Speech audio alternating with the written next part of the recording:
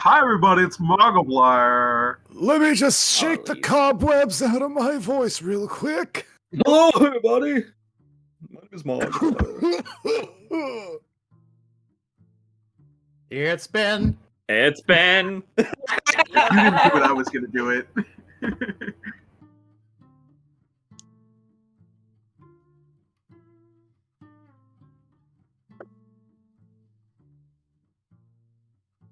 That's right. Yes.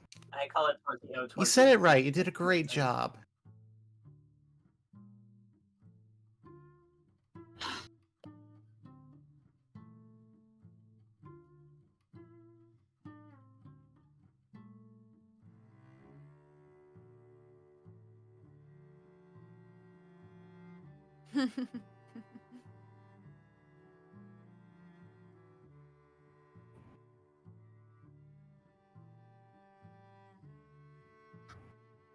Hi guys, I've been having a day with my internet. Whew. So let's hope things won't be too rough. Sure.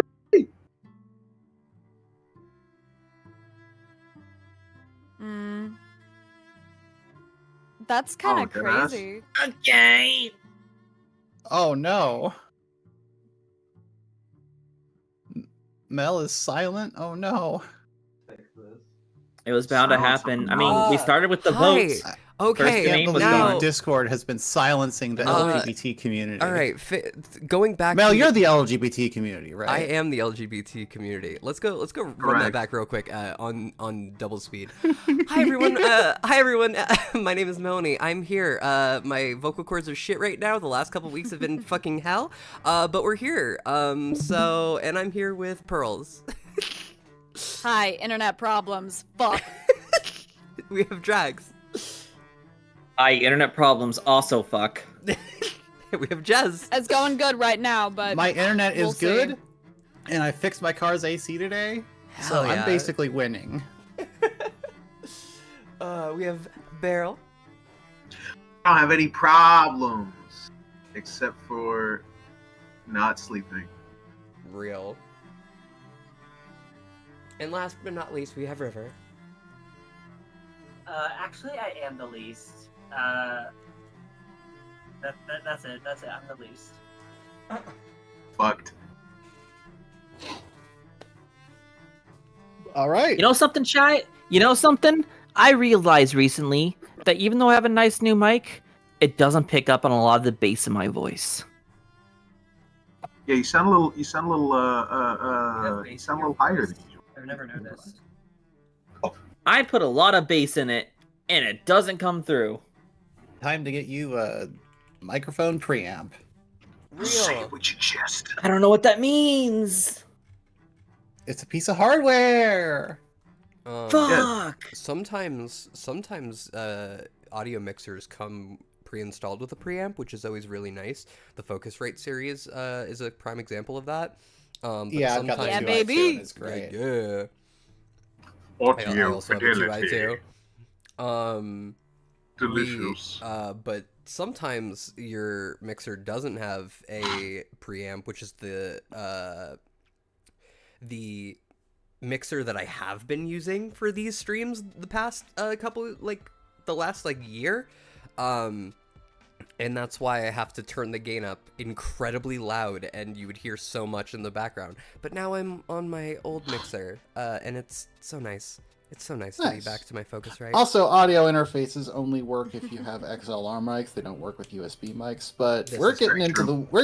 into the weeds of gear chat. We should get into the weeds of football. Football! Football! My Football! Football! Everybody's football. Let's get started. We have this is the exact same Are curriculum you from ready last for time, right? football? Yeah, I believe so. Okay, so we could just go back to the same roles that we had last time, so we don't gotta fucking deal with that, right? Woo! If we Fuck remember. Yeah. Oh my We God. remember who's who. I remember being Juice. I don't remember being anyone else. I remember being green. Yeah. I mean, I know that we were pretty much one roll each because there's a lot less Yeah. in this than there is in 17. I think Some Am I still- just me and you were the two like main characters that aren't. Yeah, I think I'm like the yeah. darker brown text of the two. Yeah, and then I'm Yeah. the lighter brown. I think Well, I was I doing a still southern accent because I didn't know that they were meant to be from Fresno or I San Jose or wherever they're from. think I San also Diego? started doing a southern accent. I don't remember. I'm gonna be real. Listen, if you live somewhere long enough, you just start Hey. picking up the accent. So I think it tracks. If you guys are watching this on not live or even if you are watching this live and the voices don't match up to last time, hey, sometimes it's like that. Sometimes it's like that. We've been oopsie out of the daisy. game for a grip. It's been a full month. Sounds But like let's This- get back into it. Guys, this isn't a serious production. We're just playing with a fun toy together. Yeah, we're playing toys. Yeah. I love We're playing toys. I love Yeah. playing toys. Playing toys. Fuck. Whoa. Lost City. Whoa. Lost City, Oklahoma. Oh shit, I gotta zoom Oh the my fuck God. in. Let me zoom in here. Oh. I guess. I think- However, I think this Monica, I might think be is a new character. Yeah, so ignore everything we just said. Ignore everything we just said. Lol. God. Girls, you want? You should take this one. Or Jess? Who's Or taking this one? Jess? Who's Jess, taking this you, one? I don't know. You sounded like you were speaking up. Do you want to go for it? Yeah, I'll grab this. All right. Get it, girl. I can't speak for women.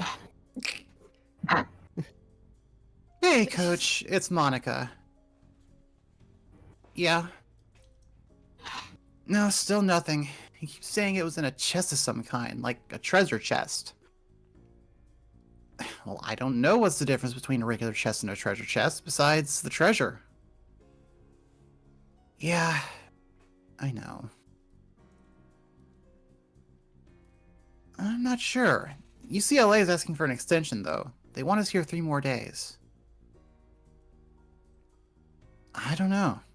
Of course, we can't know for sure. He might be fucking with us, but he seems like obsessed with this. Like, he just knows the ball is in there somewhere. Yeah. Well, listen, here's what I think.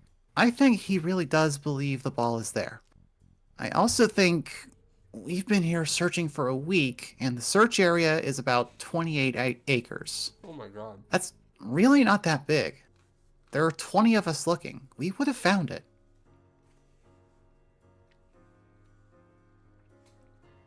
Okay. No, I'm good with that. I'll let him know. Yep. Bye. What'd she say? No extension.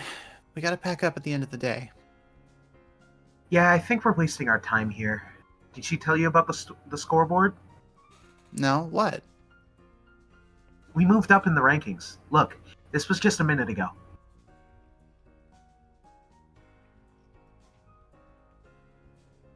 Whoa. Louisiana Tech. Huh.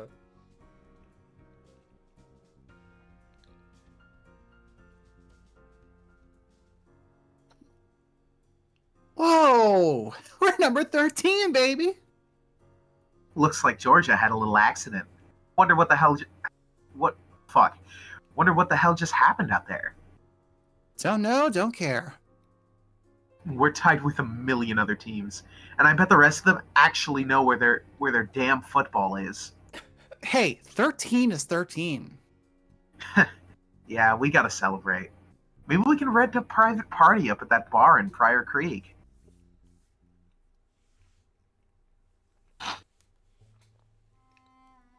That is really funny, the idea of just like losing footballs. Like, it's like, yeah, we don't know where they are either, but they're on our field, so fuck you.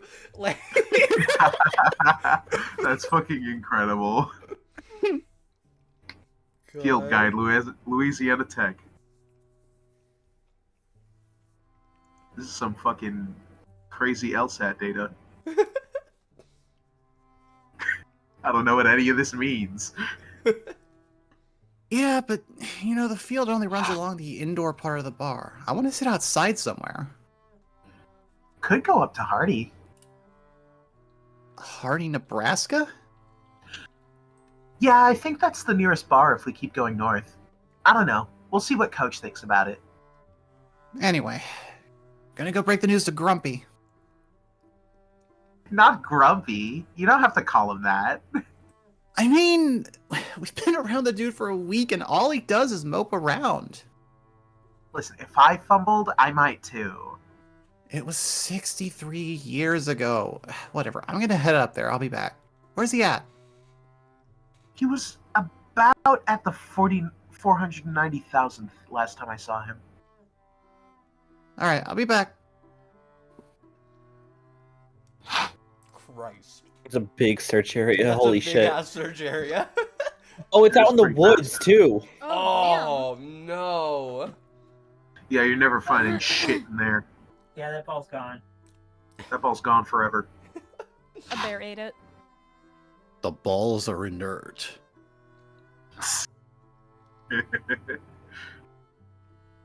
Hey, Chuck.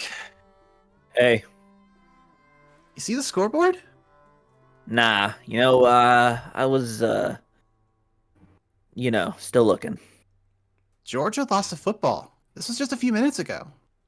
No fooling. Someone else pick it up. Not as far as we can tell. Oh, what you want to do now is how long you been playing? About 300 years. Well, some of the newer players haven't necessarily seen something like this, but it's happened a few times where some poor sucker just airmailed the ball into a boat or something like that. And that boat just goes on down the lake, none the wiser. Oh, wow. Yeah, so the folks look and see. So you folks look and see. What you want to do now is watch to see if there's any blips on the scoreboard. You see a team pop up and back down, you can bet your hat that's what happened. Just a boat passing through their field. Now, if the score pops up and go up and down real fast, that's something faster. Maybe a dump truck or something like that. There was actually a story once about a hawk come and picked up the ball and flew 100 miles. I don't think that's true, though. Yeah, that never happened. This is fun. It's fun to see when opposing players are pals. Me too. It's actually not too uncommon to see this. Kind of depends on the program's culture, really. Some schools are hell-bent on victory. Some are a lot more chill. Where do these teams fall on that spectrum? Well, Louisiana Tech and UCLA are both kind of bottom feeders these days. Not a lot of depths. Lots of newer players with less experience. I mean, both programs take the game serious, but there's still a few centuries away from relevance, and they seem to know that. But, and fingers crossed here, they may be about to deliver something crazy. See, Louisiana Tech and UCLA do not have an alliance with each other. That's not what they're doing here. Story time? Always. Story time. It's 63 years ago. The year is 19,957. Then, as now, UCLA had 0 footballs. Like a lot of other goose egg teams without any particularly great ideas, they decided to send out 5 squads of 20 to kind of just roam around the country. They go on patrols, pick up whatever intelligence they can, hope they get lucky. One of these squads is down in Texas, marching up the Kansas field just outside of Tyler, Texas. One day they run into a Texas A&M team with a football they're trying to bring home. This team has 28 players, outnumbering UCLA by a few, but hey, it's enough to play some football. What the fuck is this chart? This fucking... just looking at this is awful. Yeah. This So I looks really hope you guys horrible. know that every time I read this, I still, no matter how much you try to explain it to me, still don't understand what the fuck is going on. Good. The football I stuff actually or played the... I'm gonna be real. I actually played football, and I don't know what the fuck is going on. Listen. You know what, me neither, with the football stuff. I get that this is just football, but like, extra fucked up, but like, huh? I Look, get the you don't fucked even- up parts. I don't get the normal football stuff. You don't even know what's regular football and what's John Boy's bullshit, and that makes it even more fun. Exactly. Exactly. And making it even more fun is that John Boyd knows football. He knows it Oh, a yeah. lot. Yeah. He knows it really well. He's like the best sports writer of our era. Genuinely. As someone who was forced to watch so much fucking football as a Oh, kid, and era. at one point was even an unpaid water boy, like Yeah. It's really fun, like understanding what the fuck is going on. Yeah. By the way, I did lie. I do know what this means. Yeah. I've literally seen this before. Anyway. Whoa, what's this? It's known as the Castle Keep formation. It alludes to the inner keeps medieval lords would build inside their castles, naturally. Give me a second with this. I haven't had nearly as much time as you guys have to study up on the game. I mean, I'm still trying to read up on the West Coast offensive of the 1980s. You are younger than hell. I'm older than both of you. Lol, you're old as hell. Zavi in chat, we're flabbergasted because you're not supposed to have 28 people on each side of the scrimmage line in a normal You literally tour. are not. You very much are not. Football is played with 11 people on each side. So that many dots is a little Also, worrying. I don't think they go across like multiple states either, but that's just me. They don't. No, that's They that's don't. regular. That's Nah. real. See, this is just football the long way. Like, That's why they call it the Long Super football. Bowl, because they run super long distances. Mel, what song is this? Football, Because this but sounds long. like Minecraft. it does sound like Minecraft music. However, this is from the Cyclonial soundtrack, and the song is Just Dreams. Gotcha. Weird. That is Okay. so Minecraft sounding. I It have very much is. the stream turned all the way up and I can't fucking hear this shit. It's officially known as the Castle Keep offense, but I and a lot of others prefer to call it the throw pillow offense. It's bloated and overcrowded. Imagine Well- the triple option, except instead of a ball carrier, every option is an extra offense. Upon taking the snap, the quarterback can drop back and make her reads as usual, or she can pitch it back to her second or third quarterback. This offense briefly came into vogue around the 90th century. Problem is, it overcomplicates things for you a lot more than it does for your opponent. It's for advanced offensive thinkers only. In lesser hands, it's a mess. Holy That was the shit. case here. The thing about the modern college game is that it's mostly made up of running around the country trying to get the ball. You could very well go a long, long, long time without ever taking a snap. Tough to retain play. Tough to retain play calling. Tough to retain play calling discipline. Is that? What does that mean? Tough to retain play calling discipline. Whatever. Play More often calling is than a not, it's skill. Discipline in that skill. It's tough to retain the skill of calling plays. That's what it means. Oh. Yeah. More often than not, it's probably in your best interest to keep it simple. But these are human beings, and human beings love playing with their toys. It's 1st and 10. The quarterback pitches it back to the second quarterback on the left side, who doesn't catch it cleanly. He just chucks it out of bounds, damn near gets an intentional grounding penalty. 2nd and 10. This time they draw up 9 verts, 4 wide receivers, the tight end, and both running backs from both auxiliary offenses, all streak downfield. God. Oh my fucking Seven god. receiver offense. This is insane. Oh my fucking god. What an insane play. Oh. They're in the goddamn trees. They really are. Oh my Oh my But god, as they a- got as- they got stealth backup. They got stealth safeties. But as is common practice, UCLA has stationed 3 of its safeties way upfield to play prevent. I almost heard that as pervert.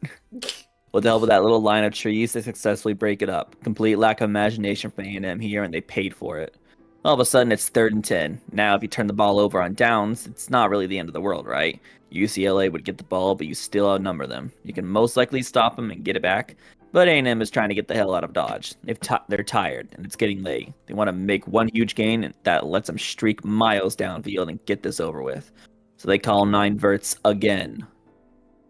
This sucks. They need to ditch this offense. You outnumber them. You don't need to try any misdirection or obscure your intent. Just beat them up. I agree with you. And coincidentally, so does fate. This is where Chuck comes in. Chuck Hamilton. Chuck Hamilton. Height 6'3", weight Goddamn. 235 pounds. Born 2/12/1967. Thousand Oaks, California. Recent college football record. Fucking Anyway. nothing. Yeah, literally Off nothing. the field, hail to the chief! Chuck was president of the United States from 14,606 to 14,610. Oh my god. Okay. Yeah. Oh yeah, because that was from 17776. They had said that most everyone in America had been president at some point. You know, Yeah. that makes sense. Chuck's a terrific player. His talents as a defensive end have been wasted on the UCLA Bruins. Huh? What? Oh hi. Thank you. Okay, Mom. Bye. Chuck's a terrific player. His talents as a defensive end have been wasted on the UCLA Bruins. This is the first time he's ever had a sniff at a scrimmage football in hundreds of years. This is his big chance. And as one of the de facto leaders of the squad, it's his turn to call his defense's next play. He calls everyone's favorite, Zero Blitz. Fuck yeah! Whoa! Jesus, okay. It's my favorite, I'm sorry. If you pull the trigger at the right time, sending your entire team on a blitz is effective and it's beautiful. Lady, you're gonna love this, because this isn't just a zero blitz, it's a targeted zero blitz. Chuck Holy is pushing shit. all his chips in here. He believes that the third quarterback is going to ask to make a throw since he hasn't yet, so UCLA decides they're going to bum rush the west side of the field. His guess is absolutely right. UCLA's line shifts west. Their safeties creep up to the line just before the snap, then flood the west side of the field. A&M's third line is just eaten alive. Short Third for quarterback. offensive line. It's just eaten Third alive. The line, third yeah. quarterback tries to escape the pocket, but Chuck is all over him. My mom was bringing me some macaroni. Oh hell yeah. Oh, lovely. It's too hot. It's too hot. Lol. This is just a stampede, all blitzing one quarterback. This is Fucking insane. insane. Funny. Oh. Chuck balls up a fist, lunges at him, and punches the ball right out of his elbow. Gorgeous technique. It's the first time he's touched the ball in centuries. He stumbles forward and picks the ball up off the turf. He's got it. Seems like what offenses really need in this game is an offensive safety or two. A couple players positioned way backfield to prevent what's about to happen.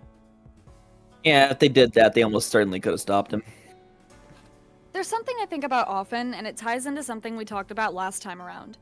I think if you sat these people down in, 1990 and explained to them that they would live forever, they would imagine themselves in the distant future as supremely wise people.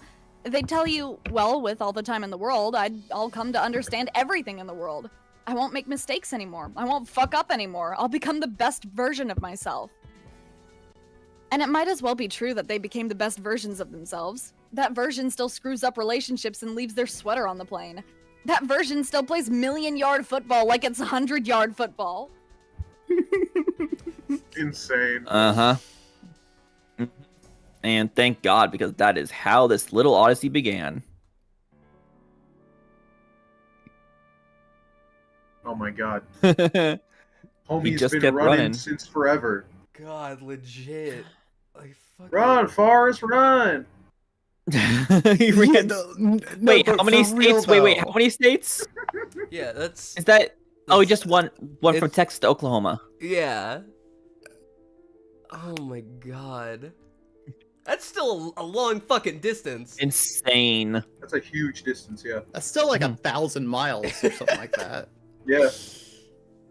On paper, Chuck wasn't the fastest guy in the field, but he hauled ass all the way to Oklahoma without getting caught. When it comes to long distance football, whatever's on paper often goes out the window. It comes down to who really wants it the most, who's willing to run for 19 hours a day, and who prefers to call it in and ask for another squad on your team to run them down. Nobody wanted it more than Chuck, turns out. Now, when you're a lone ball carrier, the smart move is to change fields as few times as possible. You don't want to leave a trail on the scoreboard. If they see USC move up on the rankings and they go down and Kansas State moves up, and they go down and Grambling moves up. Let me start over. If they see USC move up in the rankings, then they go down and Kansas State moves up, then they go down and Grambling moves up. Everybody in the country can correctly guess that you're moving a football in southeastern Oklahoma, where those three fields run past each other. If that happens, they find you and you're fucked. What happens if you have to line up at scrimmage and you're the only player on your team? Something very stupid. The old NCAA football rulebook was our foundational text, and in almost every case, we tried to interpret it as literally as possible. Of course, there was neither a rule nor a mere insinuation for how a one-player offense could line up, so we just did our best.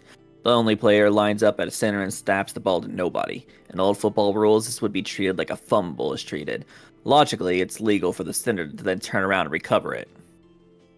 But it would be just as legal for the defense to just bowl you over.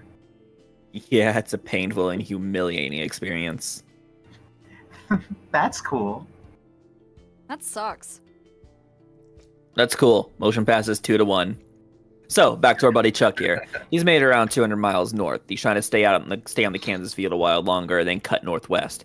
This is what players are coached to do when they're carrying a ball by themselves. In the northwest United States, it's a lot more sparse and there's a lot less action. Let's not go to run into trouble. From there, he can just link up with the UCLA field, mission complete. But then at about the Kansas 398,800 yard line south, he runs into trouble. He's hit to the Arkansas River, and on the other side, he sees a huge squad of KU players who've finally showed up to figure out what a ball is doing on their field. Chuck doesn't really have a choice. He just jukes northeast to transfer to Western Michigan's field. God. Also, I love real in chat. Just Wally West timing. Real. Literally, God. literally. I saw I pinged it for a moment. Did I cut out? No, you're good. Nah, you're good. Hey, you're fine. 'Twas but a glitch. Then Northwest hop onto Louisiana Tech's field. He knows that by doing this, he's just going to set off all kinds of alarm bells. Again, people see Kansas pop up on the scoreboard, then Western Michigan, then Louisiana Tech. Everybody's going to know you got a ball, and they're going to know right where you are. So Chuck's on Louisiana Tech, and he's shit out of luck. He runs upfield and sees an army of Washington players coming through, looking for him under every log. He looks downfield, Kansas players doing the same. Bad news all around. Only hope now is trying to hide the football and come back for it later at some point. Now, 2 things to know about this if you didn't bother to read the rule book I sent y'all. The first thing is that... I read it. Nerd. First thing is that you're not allowed to significantly alter on-field structures or terrain. So you can't, for example, bury the ball. If we let people do that, then this game would never, ever end. Second thing is that every ball gives off a faint glow in the dark. This means you gotta be really, really skilled at hiding the ball. You gotta put a lot of thought into it. Or, in Chuck's case, get almost impossibly lucky.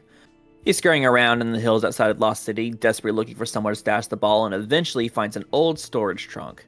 It's old, thousands and thousands of years old. To this day, I have no fucking idea how it got there or what it's doing in the middle of nowhere. Neither does Chuck, but he doesn't care. It's sunken into the ground, sticking out just enough for Chuck to pry the lid open and drop the ball in. Now, this is when he should look around for landmarks to try and figure out exactly where he's at. But he's panicked and exhausted and seriously sleep deprived, and it's the middle of the night. You're scrolling too fast. Melanie. You scroll past. He glances around, feels like he has a good enough idea of his location, and walks out of the hills. When Kansas players intercept him, they find him without a football. He gives them a friendly wave and goes on his way. But like you said, everyone in the country can deduce that it's up there in the hills somewhere. Well, Washington spent all night in those hills. 40 or so players combing every stretch looking for something that glowed in the dark. Couldn't find the fucking thing. After 3 nights of searching, they gave up. But meanwhile, the rest of the country just assumed Washington recovered it. Yeah, but the scoreboard showed that Louisiana Tech had a ball on their field. It still says that now. Why would people assume that? Well, they assumed that Washington took the ball and hit it somewhere else on Tech's field. Took it and hit it somewhere way up north. Probably, although from their perspective, there's no telling. You can do that? Sure, why not? Teams have sometimes done that. It's a known tactic. Why would you hide your ball on someone else's field if you had a choice? Hey, maybe you found a real good hiding spot. Or maybe you just want to drive your opponent nuts. Remember, all that matters is that you have all the balls on your own field at the end of the game. Until then, you can dump them wherever you think is safe. To Louisiana Tech and everyone else, they seemed like a far more reasonable explanation than 40 people spent 3 nights looking for a glow-in-the-dark football that was hidden by one dude who didn't even know the terrain and they couldn't find it. And indeed, for the last 63 years, Louisiana Tech has had a ball on their field. They can't find it, and it drives them fucking crazy. Chuck has wanted to sneak back in and find it, but the area is just so hot with activity these days that he couldn't go anywhere near these hills without drawing suspicion from Tech. But UCLA really wants to bring this ball home, so they struck a deal. You can sort of think of this as an archaeological mission.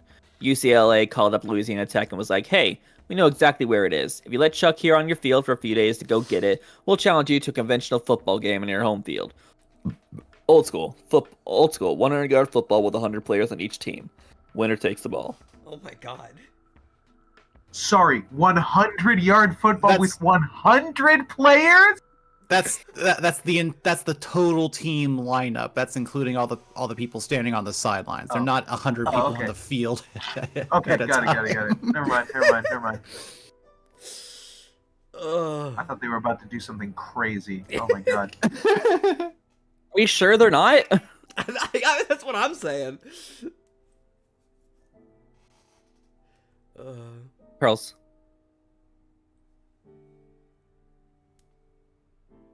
Oh, Pearls is muted. Gonna take a bite of my macaroni.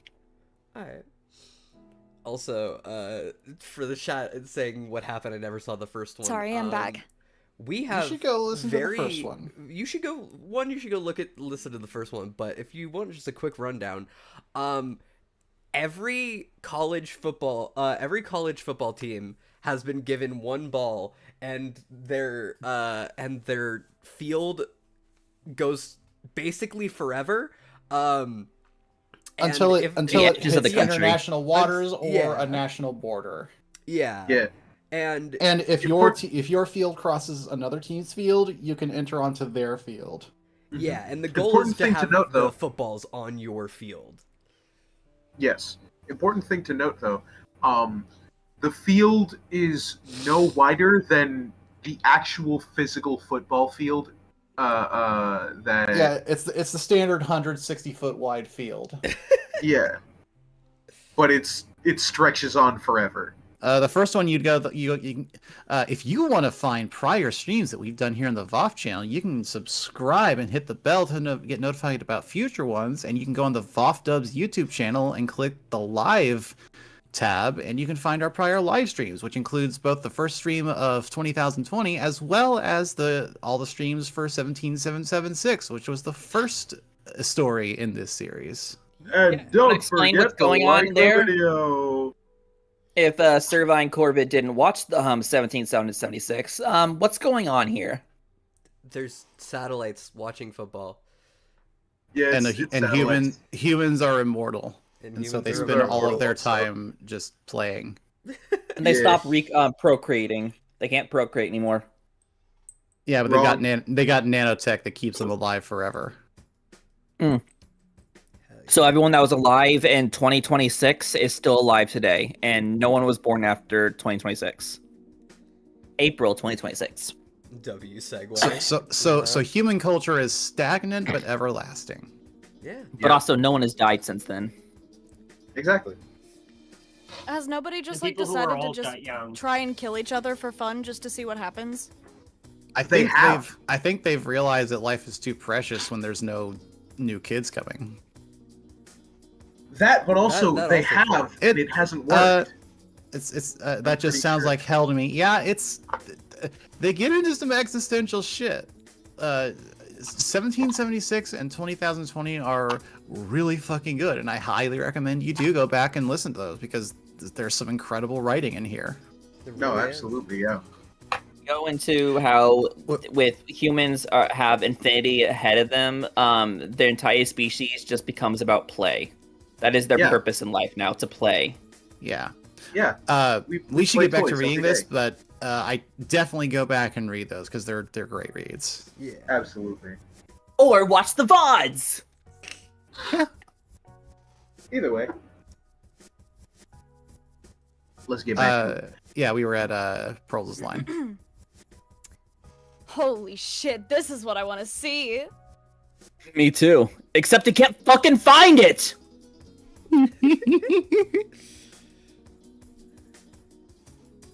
Zavi, don't you put immortal? that fucking evil into this world. Oh, No, don't do that. God. No, Don't no, do here's that. the thing. I would hope so, because otherwise, shit's bad. Like, if there are no more mosquitoes? No. I mean, I'm fine if mosquitoes can reproduce and have their life cycle as normal, but if Oh. if they're just immortal and unkillable, oh no. Oh, Yeah, I don't like- think Oh, no. animals were immortal. Yeah, like what I happens think to- it's just humans. Yeah, I was gonna say, because, like, Yeah, I don't know. I'm pretty sure it is just humans, and I think the answer is don't worry about it. Yeah, don't worry about it. Let's read football. Like, Football. humans were immortal. football. I think Football. humans were Football. immortal because Football. of the Tangents. nano. Tangents over. Fine. Football. Well, listen, Chuck. I just got a call from up tops a few minutes ago. No go on the extension. They want you out of here by sundown. I see. I hope you can see it from our position. We've been led on wild goose chases before. A few years ago, Minnesota fed us fake info, and we ended up pulling a third of our team out of Illinois to go look for it. I know that. I heard all about that. Yeah. But I ain't pulling your chain, Monica. It's right here. It's right around here, and I know it. Well, you know, they hear all this stuff you're saying about a treasure chest, and it sounds fantastical. It's real. It was real. For the record, I believe you when you say that. I really do. I just think maybe someone else already came through here and found it. No one could have known where to look. No one else could have found it. Hell, I can't even find it. And maybe that should tell us something, shouldn't it? It could have been on another hill, maybe? You said it was dark and you were tired. You said you didn't have your phone on you. You know... There it is. You're almost standing on it. It's right there. Oh my Discord noise suppression basically ate all of that. That sounded amazing. Yeah, we could still tell what you were standing saying. on it. It's right there. God. Incredible. Oh my god. Oh my God. God. It's like under his toe. And I don't want you to take this the wrong way, but maybe it was on another hill somewhere? There's lots of terrain in this part of the state that looks just like this. Our field runs through a lot of it. No, I don't take offense. Should be told. I've been asking that myself the last few days. And I sure am sorry if I led you folks astray. I know it's a big thing asking all these players to come out and help me look all week. But it's here. It's right around here, and I'll always believe that.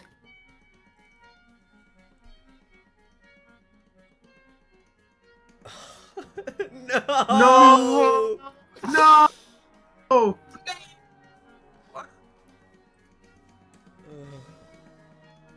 Oh, come on.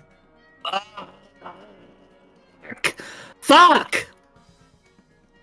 Well, listen, I can vouch for you. My coach is going to be a little upset about this for a while, but maybe in a few years, you know, we can check out another hill and see Damn what we it! find. You know, chances of that are pretty slim.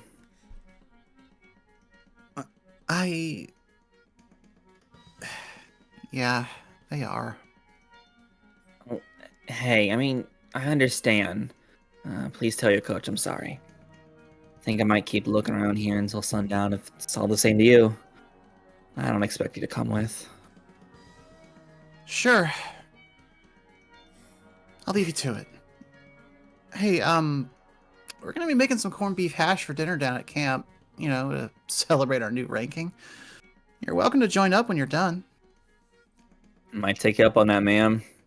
Thank you. Yeah. God damn. Y'all saw it, right? Y'all saw it? Yeah, I did. It was just as you said. The lid was covered in some leaves. That was all. Seems to me they'll find it eventually. Monica clearly believes him, but then of course, it's not like they'll need Chuck to help them. They'll get it on their own. Thus, no 100 on 100 game. Thus, yeah. I'm sorry, Jay. I wanted to see it as much as you did. Okay, so it was going to be 100 players It on each was gonna side. be We were 100 wrong. on both. What the fuck, man? I God. was right. I was Oh. fucking Why? right. Oh. All of this is really funny to me because it's literally just humanity getting so fucking bored. Yeah.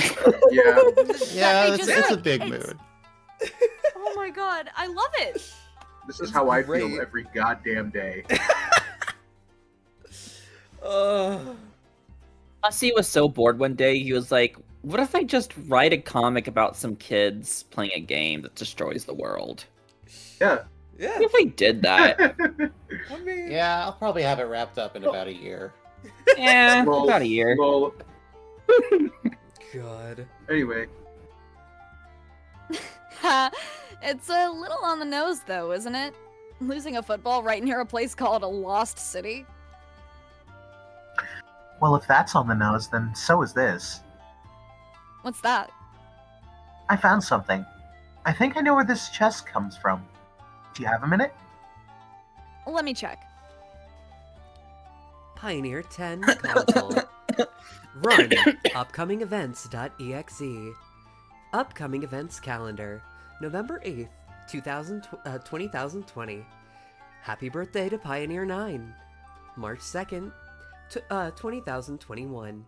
Happy birthday to Pioneer 10. May 20th, 2021. Happy birthday to the Jupiter Icy Moons Explorer. September 3rd. Hello? 110,083. Numbers are hard, guys. 110,083. Passing by by Dwarf Star. HIP 11. HIP. 1177.95. Yeah, 1177.95. January 14th. 2,091,659. Fucking Christ. Yeah.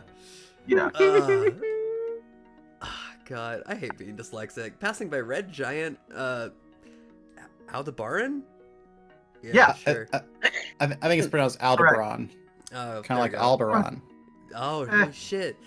It's almost like there was like an inspiration. probably. Holy shit. Yes, I do. Okay, look at this. Oh, video time. Video time. Video. Yeah. Hey man, look at me rocking out. I'm on the. Here, I'll just show you.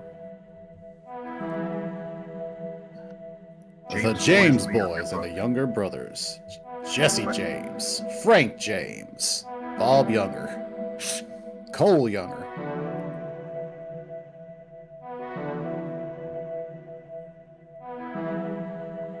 Take place strange tricks with mankind.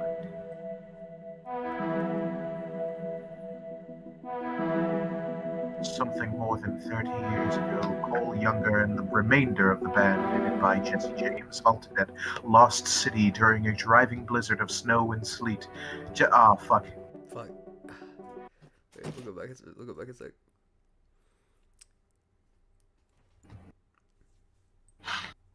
Just long enough to bury little more than $63,000, which they had secured in a bank robbery in Texas.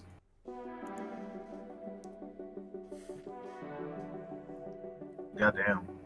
The possibility of pursuit and capture suggested that they bury their money at the Lost City. God fucking damn it. This God stream damn is it! slow for me. I think the stream is slow for me. I hate this. God. Fucking someone else read it. It keeps I going got by it. too Bury fast. their money at the Lost City and return it for later. They never returned. 25 years later, Cole Younger came out of prison. An old man. He returned to his home in Missouri and... Oh, fucking Christ. It's fast even for me. It's just- Oh god, Shit. that's so Uh, fast. And lived the rest of his life, dying last fall. I'll be right back. R.I.P. to Old Man Younger. Yeah. But death did not arrive before he found an opportunity of visiting once again the scenes of his earlier adventures. And 4 years ago, he came to the Lost City. The Lost City. Whatever. Shut up. Ugh. Falling rocks, decayed leaves, rotting trees, and many other changes in the topography of the landscape proved too much for him, however. His quest for the buried money was fruitless. Jesus. It is possible that it may lie hidden through the ages, and the money that was taken out of circulation years ago will remain forever out of circulation.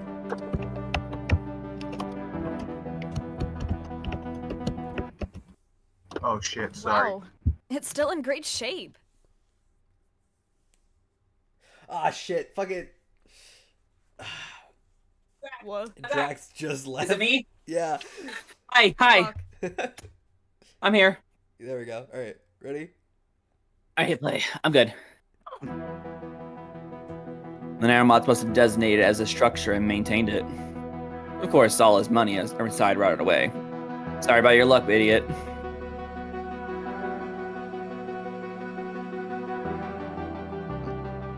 Oh, Barrel's muted. Fair. God damn it. Fuck! I read the line! Fuck!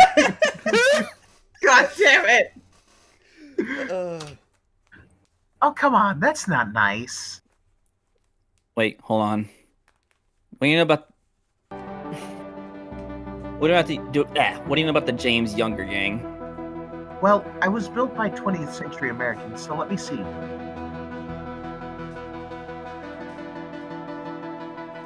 Apparently, I think he's Robin Hood with a gun?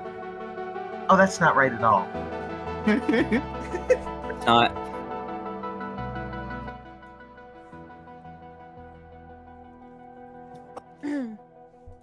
Is it my turn? Yeah. Sorry.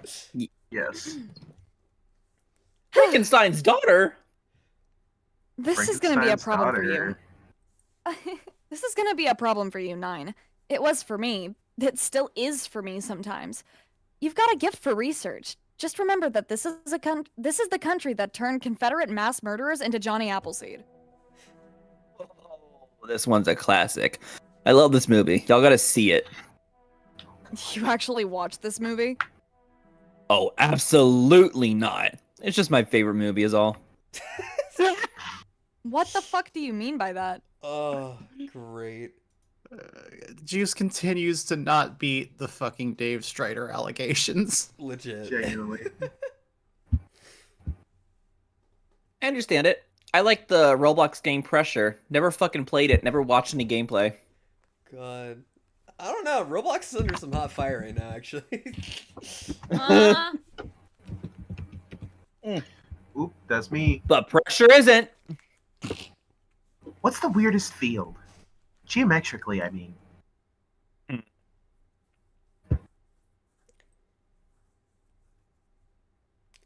Oh, goddamn.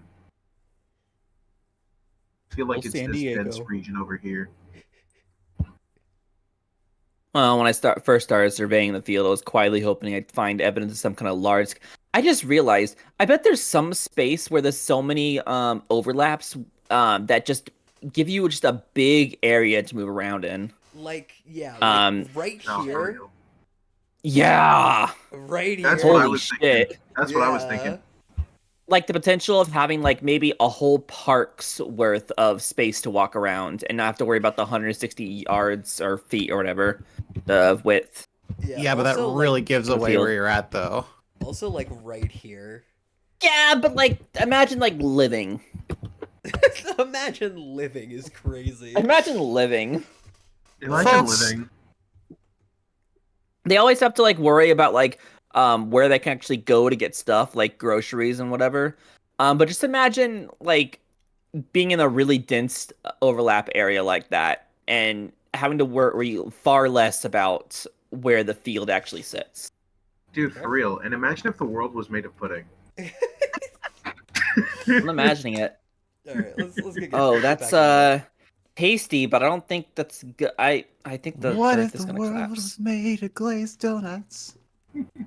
Well, when I first started surveying the field, I was quietly hoping to find evidence of some kind of large-scale ancient conspiracy. I mean, if all the stadiums were built at angles that point to the same spot, would anyone ever noticed? Seems like a really great satanic ritual. That's a new one for you. post-secondary education is satanic. Oh yeah, it's just a school you have to pay for and live inside of, and if you're special, you get to work for free. My apologies. Unfortunately, despite my best wishes, I found no such conspiracy. In fact, I was kind of disappointed by how few anomalies I found in the intersections of these lines. Only got one single goddamn three-way intersection. You'd think that if you had 111 fields, each of which intersects with another field 20, 30, 40 times, you'd get more than that. But you could argue that Grambling State might be the weirdest field because you come real close at several points.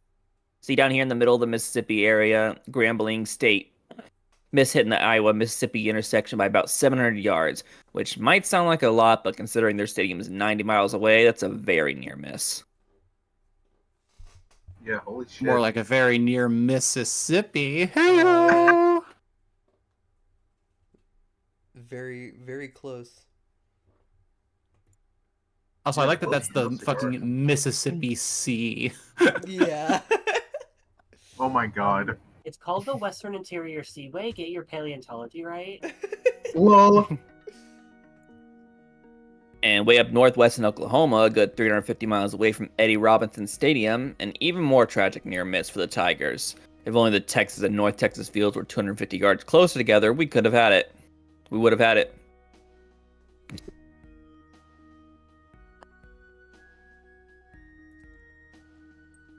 Damn. But, unbelievably, from a far greater distance, they had an even nearer miss. Grambling State shoots its beam all the way from Louisiana to Nowheresville, Montana, and it misses the BYU-UNC intersection by 30 yards! Oh my god. Holy shit. From about 1,500 miles away. Oof. You have me rooting for lines to run into each other. Incredible. Where's that triple intersection?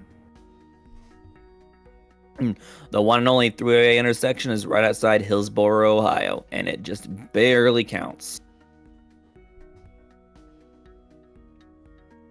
My god. You can Oh see my that God. one little bitty sliver where Washington, Bowling Green, and eastern Michigan overlap. Whole area is about 2,000 square feet, so it's a pretty big house worth. It's beautiful.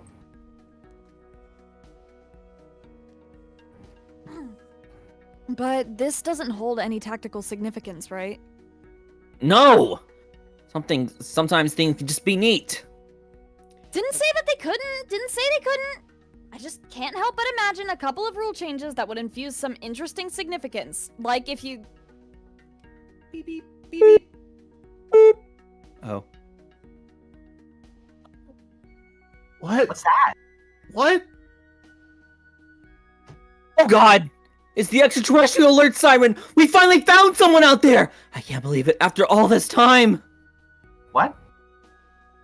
Well, no, I'm just fucking with you. Let me see who it is. God damn it. Hello? Juice, I need you to explode. Oh my god. Oh my is this- fucking god. Oh, Is this one of This, is this one of our Okay. original yeah. boys? This is one of our. Fuck. It's one of our original ones. wait, it says it. Manuel. Which? Who is which? I don't remember. Oh, I believe fuck. Jess was Manuel. Was I Manny? Yeah. Yeah, you were alright. Manny. Okay. Hi. Requesting contact with the commissioner. Oh, hello. Shh, y'all, I got a work call. This is the commissioner. May I ask who's calling? This is Manuel Baez, free safety for San Diego State. Mr. Baez, of course. How are you? I'm doing good. You know, feet are a little sore. I've been on the move. So I've seen. This is quite a journey you're on. Well, you know, lots more journey to go. God willing, anyways. Indeed, indeed. Good luck to you. What can I do for you? Well, I was interested in seeking a rule clarification. Some years back, we submitted a game plan for league approval, and it was approved, but a teammate and I were reviewing the document we submitted, and we realized that there's a very minor discrepancy between the approved version and, you know, what we're planning at the moment. Certainly. Let me retrieve it. Give me one moment. Oh, it's in French. Of course, it's in Up fucking they. French. Motherfucker. I just love because of the Dave Approuvé? connections. I love the idea that he, despite him being French and speaking French, he does not have a French accent at all. Yeah. Well, absolutely not. He speaks French with a Texan accent. Yeah. No. Wait. No. Wait, shit, Wait, that's just Louisiana. I'm sorry. Can we talk about a further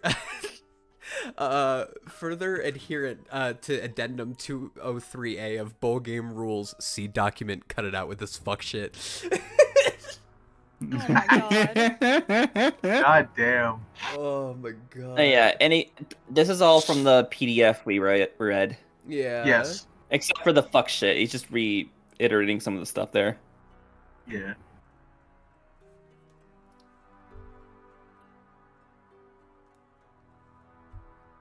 I'm not sure how much of this you remember since we submitted it a long time ago, but basically, Oh, don't worry. I'm quite familiar. Oh, don't worry, I'm quite familiar. well, if you flip to page 33, you'll see the relevant section. In this plan, we described using D2, but there's been a change of plans, and we'd like to proceed with D1 instead. I see.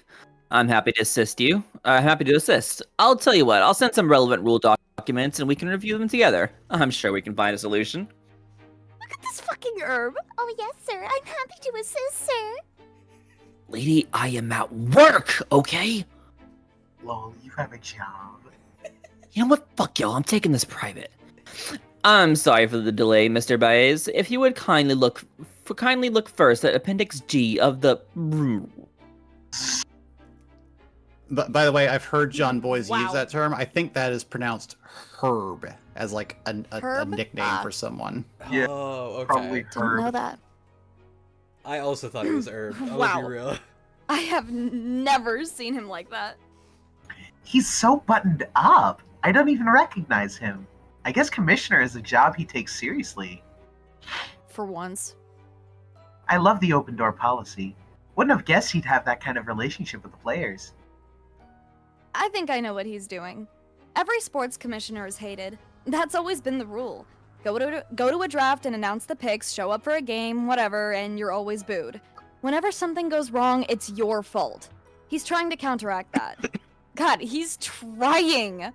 I'm a little touched by that. I wonder what this plan's about. Where are Nick and Manny now? I haven't tracked them in a minute. Let me see.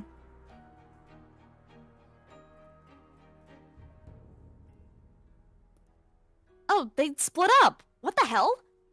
Yeah, it looks like Nick continued north on Georgia Tech. Manny cut left on WKU and north on Michigan State.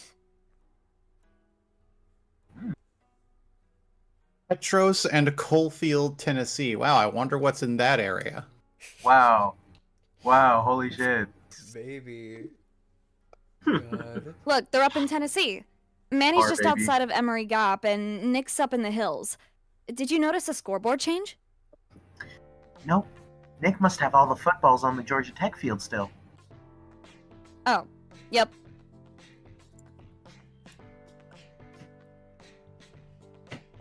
Forgot Also- it was 9-hole footballs. Yeah, What's up? 9 footballs. 9-hole fucking footballs. 9 balls. I don't get it. I don't know how splitting up does anything. Neither of them are moving either. I'm sure Juice knows.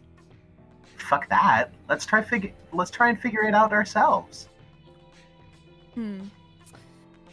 Okay, well, if Nick's up there in the hills and he's not moving, he must be hiding.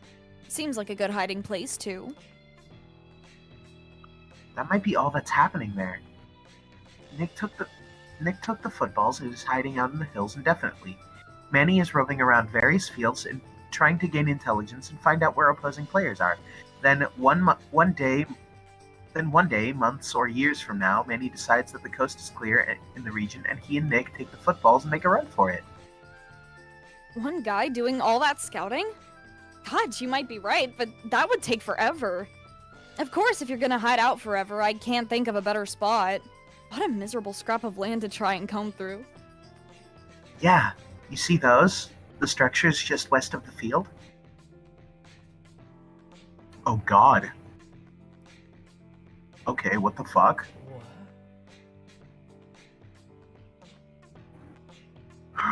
This is ridiculous. Yeah, that's the old Brushy Mountain State Penitentiary. James Earl Ray caught. This was his third escape attempt at Brushy Mountain. On attempt number 3, he and some other inmates shoved an improvised ladder against the wall.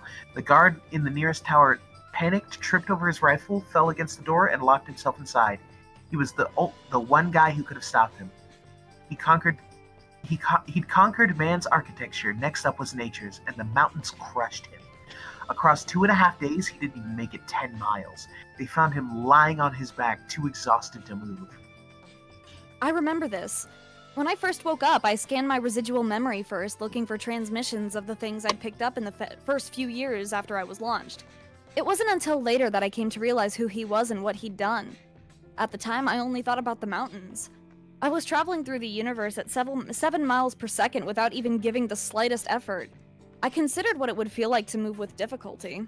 I was terrified of those mountains. Well, clearly there's a lot to like about them, too. For those who aren't aware, James Earl Ray was the man credited with assassinating Martin Luther King. Oh, that's great. What the fuck? Yeah. Wow. Excellent. Thanks, Nine, for not leading with that.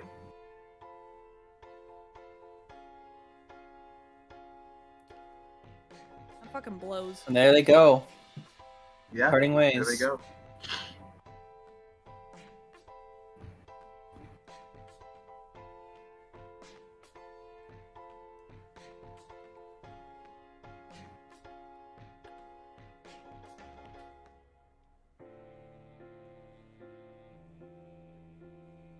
Michigan State. Michigan State, I get. Huh? You're still looking at this? Yeah, see, their field and Georgia Tech's field don't intersect, and that's the problem. You like this game? No, I don't. There are things about it that I like. You like it! Why are you so intent on letting on that you don't? Okay, the thing about Juice and I is I don't want to encourage him. As game builders, he and I are terrible collaborators. I see things like chaos and eccentricity as ingredients that should be balanced with other components.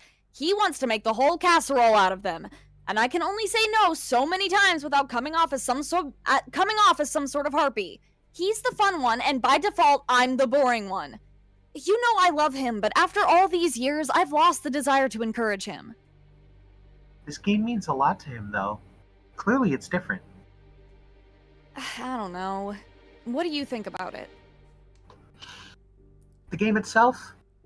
I think it's a celebration of the wild outcomes that originate from confines so rigid, so frustratingly letter of the law that you'd think they'd snuff out any remotely interesting outcome. In using the old college fields and the angles they sit along, there's a quality of sleep in the bed you made that you could argue is the story of modern America. In inviting 111 teams and placing 111 footballs on the field, it ensures that it'll take a very, very long time to play. It's like watching a star form. Fascinating to see, but boring to watch. We're all... Okay, I think that's a typo. We're all experience eternal lives, and the interminable nature of this game reminds us that for us, a long time is no time at all, which personally is a reminder I found very edifying. I also think it sucks ass.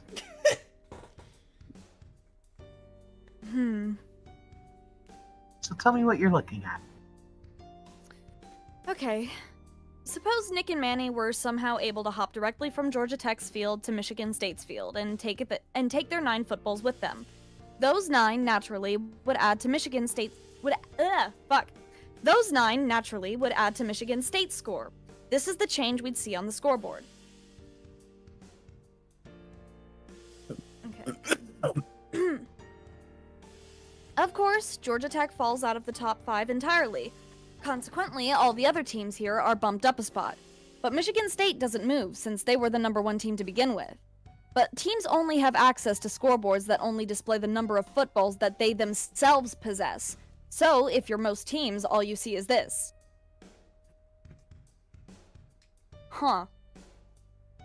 If this is all you see, what's your best guess as to what happened? Well, My glasses are so obviously. fucking smudged up. Oh shit. Relatable. Well, obviously, Georgia Tech lost all their footballs. Of course, I didn't know how many they had in the first place. 25? 4? No way I can know, just based on this. It's possible that South Carolina State got them, and since they moved up a spot. As an aside, this would mean that number 1 Michigan State and number 2 Georgia Southern are significantly out in front, since SC State adds the Tech footballs to the balls they already had and still only got to number 3. But it's also possible that all of Tech's footballs just fell off the field somewhere. That can happen. We saw that with the guy in the truck. Once he drove it off the field, the ball simply wasn't reflected in the scoreboard. I'd go with that as the most likely scenario. I feel like I'm playing some kind of sinister Sudoku variant. Hang on, don't got my glasses on, I can't see shit. Oh shit. Mhm. Okay, they're clean now. Awesome. You're straight blind. But the one thing you wouldn't automatically deduce is that Michigan State got them, because they didn't budge. Yeah, it's a possibility, but definitely not the only one. Of course, if you're Michigan State, you're very well aware of what happened since you get to see your total.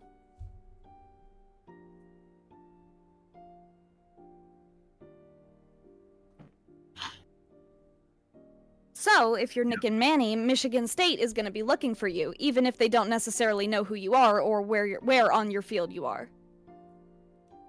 But at least they're the only ones who actually know what's up. Better just them than the whole country. Right. And this is how hopping over to the Michigan State field would provide them with a sort of camouflage. Obviously, they'd still have to get all the way across the country, but my guess is that if damn near every team in the country sees Georgia Tech just crater on the scoreboard, they're gonna send everything they've got to Tech's field, just to see if they can spot the balls sitting somewhere just off the field. 9 footballs is an enormous take, and a lot of schools have nothing better to do. If that happens, it empties out the rest of the country, and Nick and Manny have a far less difficult time getting home. But again, this returns us to the central problem. Michigan State and Georgia Tech don't intersect. Spartan Stadium and Bobby Dodd Stadium were built at almost the exact same angle. Huh. If Nick and Manny carried the balls across literally any field to get over to Michigan State, that field's school would light up on the scoreboard. Look, Georgia Tech went way down at the same time WKU went way up. It's obvious to everyone where they crossed. Everybody knows where they're at. They're done. Well, let's just open up every exploded? possibility. Those Me? drags. I'm good. Oh. Well, let's just open up every possibility. How can you jump straight from yellow to green without using a third field?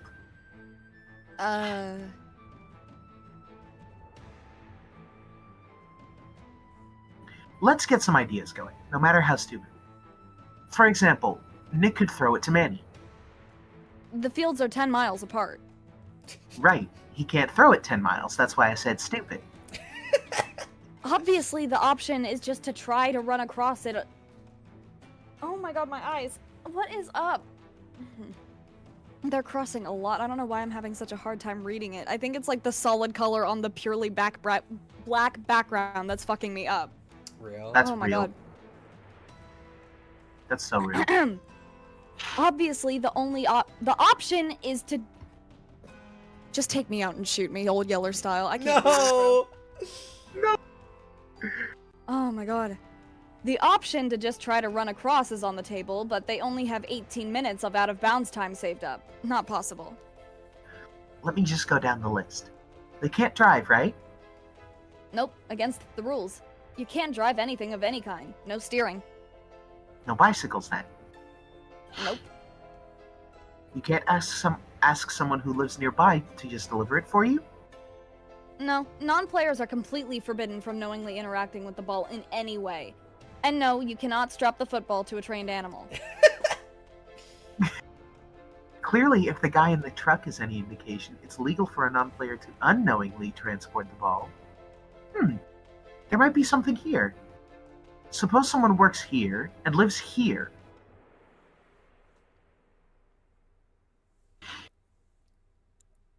Okay. Okay. Right, okay. You Me who slip- knows. Right? You just slip it into their car in the parking lot without them knowing, make your way to the other field, and fish it out of their car in their driveway. Obviously, this would require an unimaginable amount of scouting on top of an absurd amount of luck. That seems like it would be legal. Technically legal. Practically almost impossible. Juice, if that's ever happened. I can't imagine this is Nick and Manny's grand plan, though. Yeah, agree. I guess you could've... Never mind.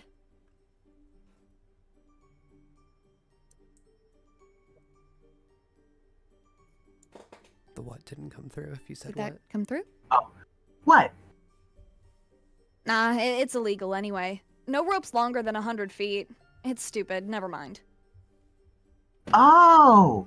Oh, you want to, like, tie the footballs to a rope that's miles long, then run to the other field and pull it across? Or, I know. like you're reeling in a fish? Dragging the ball through miles of woods and streets and buildings and everything. A million things for it to get stuck on, and if that happens, you gotta burn tons of out-of-bounds time to go get the damn thing. Yeah, I know. Stupid. Funny, though. Hot air balloon? Unmanned, so no one steers it. Huh.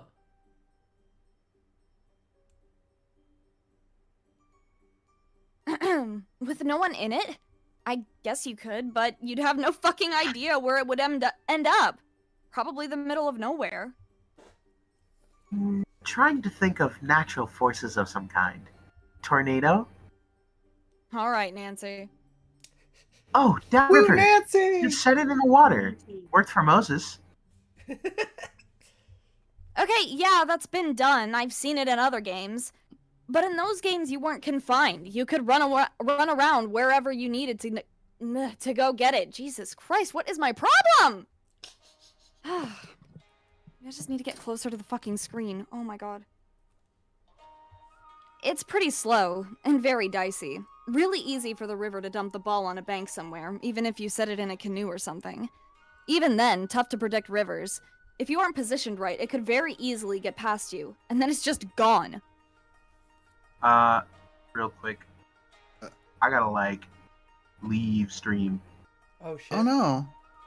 Yeah, shit. sorry, y'all. I gotta get ready for my friend's birthday.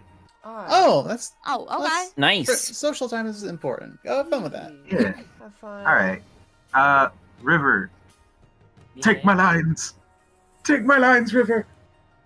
I don't know who you are. The red. Red. I'm the red text. Pioneer 9. Yeah. Later, y'all. Yeah. Later, Barrel. See ya. all this talk about what was I saying? All this talk about it can't be steered. I wonder if trains are legal under that stipulation. Ooh, that's a good question. Because you don't steer them; they're just guided by the tracks. Huh. That's a good point.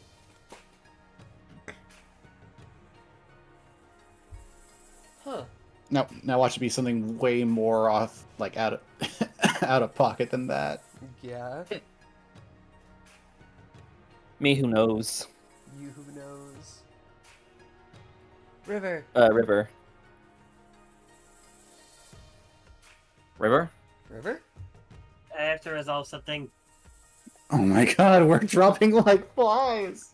I'm gonna be honest. I didn't think there were gonna be voices for me, so I've kind of just been playing a game in the background.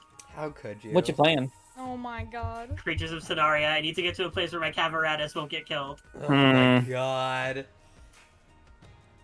I'm sorry. We didn't need more than 4 people last time. I just wanted to vibe with y'all and listen. I think we need If you 5 wanna vibe people. with all of us and listen in the future, what you can do is Subscribe Oh, and I hit guess we're that not bell. God.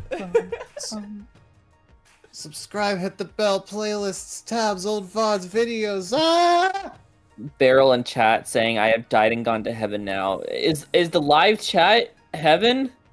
I didn't know all our chat members were dead. No! No, they're dead. They're dead! Yes, Nick and Manny just Man. Yes, Nick and Manny just have one to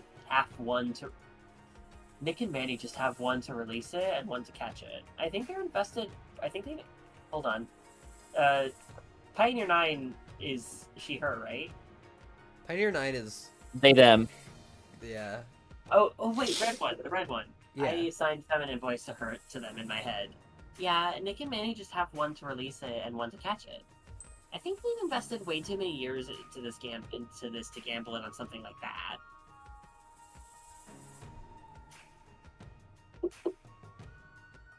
Oh, hello. Damn. Something you don't have to steer. You know, you'd think they would have invented teleporters by now. Of course, you'd have to input coordinates anyway, so I guess that's steering. Star Trek was set in the 24th century or so. We're in the 201st century, and the closest thing they have to an intergalactic spaceship is... me. Shame. They have replicators at least for food and stuff. A lot of good that does me.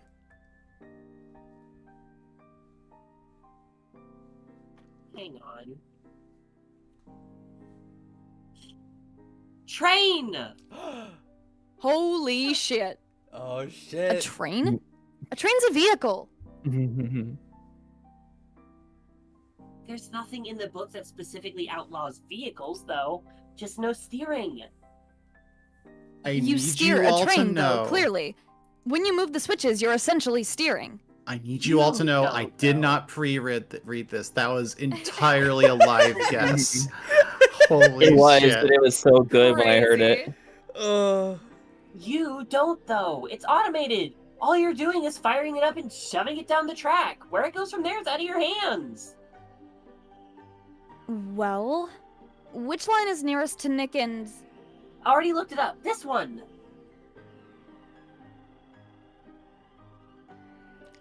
oh my god. Look at where they're positioned. What else would they be doing here? Okay, Manny's right near the track, but what's Nick doing up in the hills? Watching for trains.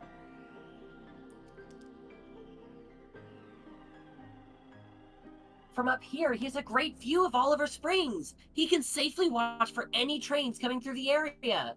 Trains commonly park along this stretch too. Conductors will hop off a train and leave it there for days. Next time a train rolls through and parks along the field, he can run down there, chuck the balls on board, and start the engine. So it becomes a ghost train, essentially. Nick loads it up and shoots it 10 miles west to the Michigan State Field, where Manny is waiting at Emory Gap. There are two switches between Oliver Springs and Emory Gap, and it looks as if they're both in... What the fuck, bro? Oh my god! I believe in you. What is happening? Oh, it's never been this bad. Shit! Okay. There are two switches between Oliver Springs and Emory Gap, and it looks like they're both in the right position. At the moment, anyway. But you can't stop it. I guess you just have to make sure it runs out of fuel. He'd have to siphon a lot of it out, probably. Or just punch a leak in the fuel tank. Either way, that's a lot of math to do on their part. It's about a 13-mile trip along the track between the two fields, and Manny's gotta save up every second of OBT he possibly can. If the train stops even a quarter mile too long or too short, that means Manny has to run a half mile there and back to get the balls. Even for someone as fast as him, that's 2 on 3 minutes. He can't afford to kill that much time. And this is all supposing the actual locomotive stops on the tech field so that Nick can actually go downfield and rig it up. I don't know, this is crazy. I don't think runaway train is a viable strategy. Not here. Look, there are so many bends in the track and there'd be no one on board to slow it down. No way to keep it from derailing. It's happened before. Well, yeah, there have been runaway trains, but not... Here! Right here, this exact spot! Locomotive runs wild behind fast passenger. Without a driver, engine runs out of railway yards at Emory Gap. Tennessee Central passenger engine number 203, by unknown cause, ran out of the local railway yards at Emory Gap this morning at 5 o'clock at full steam. As soon as the yardman in the Tennessee Central discovered that the engine had left Emory Gap, a train was sent in search of it, overtaking the locomotive when it reached Elverton. The engine, no worse off for its run, was hauled back to Emory Gap in time to avoid further accident. When the locomotive reached Harriman at 5:03, it was going at the rate of 60 miles an hour. Smoke was pouring from the engine, and while no engineer was in the cab, the big steamer seemed to gain speed at every mile.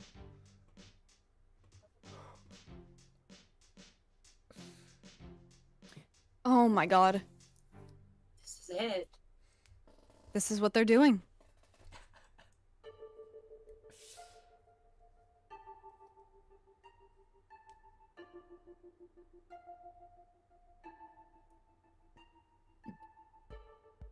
I love football. I love football. I love football. I love football. I love football.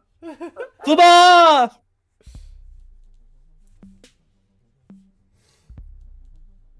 Yep, exactly. Oh, We did it! What do we win? Wait. Oh. Pearls. I jumped right in before Pearls even Did we said guess it. right? Yep, exactly right. We did it! What do we win? A free copy of M. A free copy of my self-published ebook, Wayne Gets the Measles. Condolences to Wayne. Essentially, Wayne comes home from 4th grade one day of feeling under the weather. Alfred keeps him out of school for the next few weeks and tells him no crime fighting until you're better. Without Wayne's shoulders to stand on, his brother Bruce must crawl into the suit and fight crime all by himself. He's awful at it. His cape is way too long, so he keeps tripping on it. He can't see where he's going, drives the Batmobile to the side of a Denny's. That actually sounds pretty funny. It's not meant to be funny, and frankly, I'm a little hurt that you would say that. Let's talk about something else.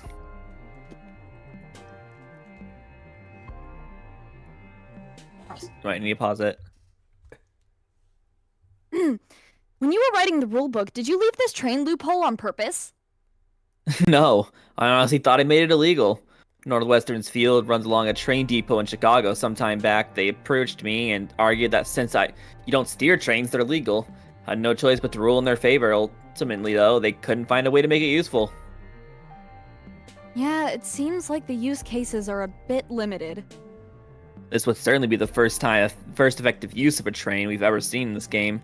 Nick's a skilled engineer, no question, but I still have my doubts about it. There are so many unknowns. You shove something out there into the horizon, so far off you can't see it.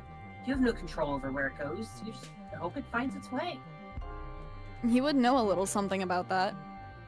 Sure would. Has not been heard from since the mid-18... Pioneer 9 dead after 18 years in space.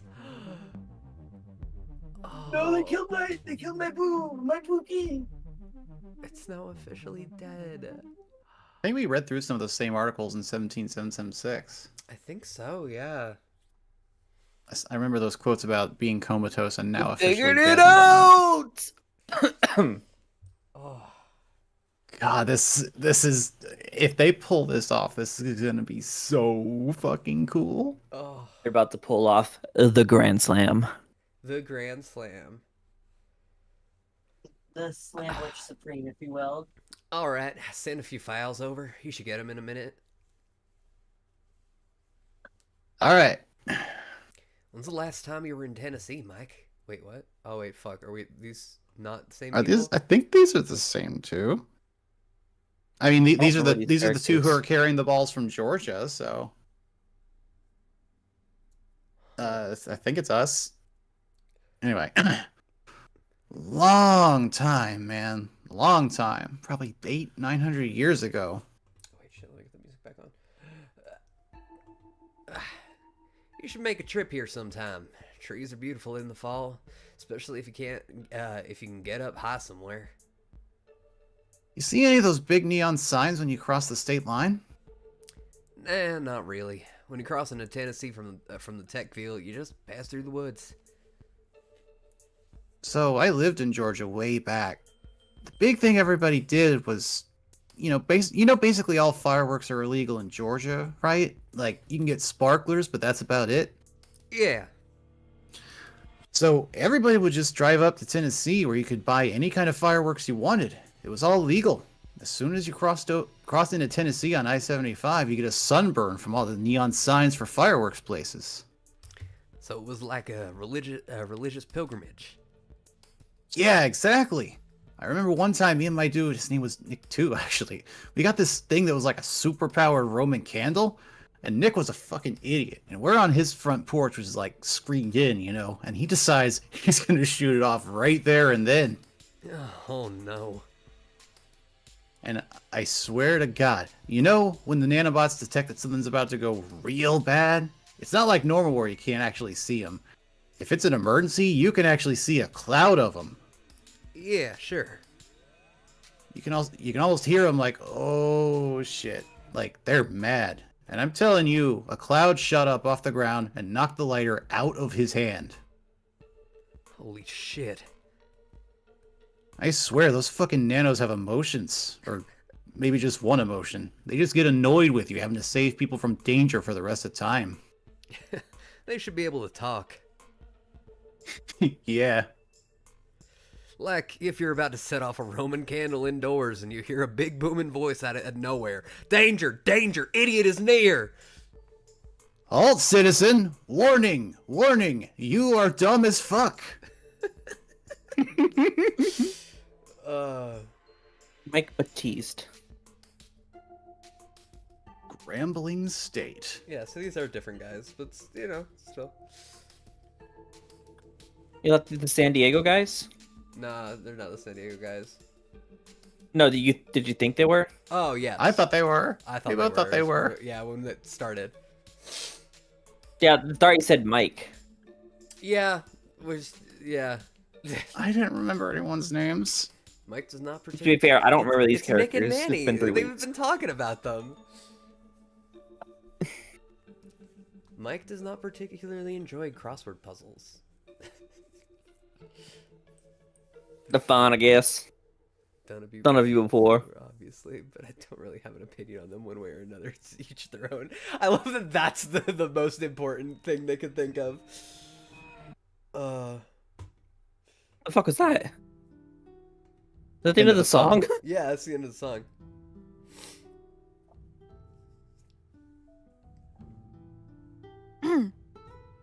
River? River? River, you're 9. River, you daft punk. River, you are 9. River! River! Stop playing Creatures of Scenaria and voice act.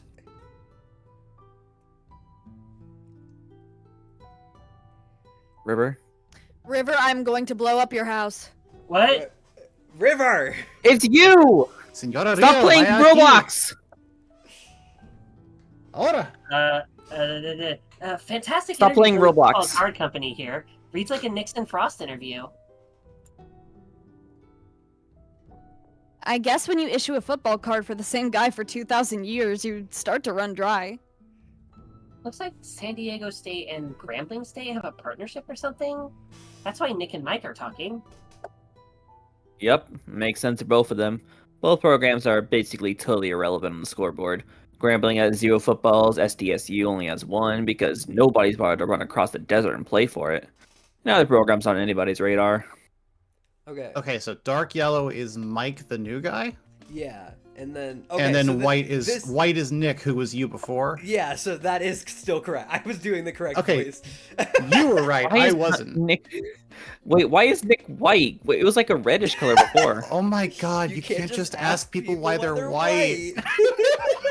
Oh, I did.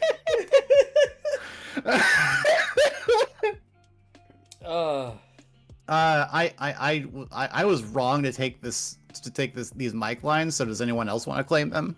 Now that we've cleared that up.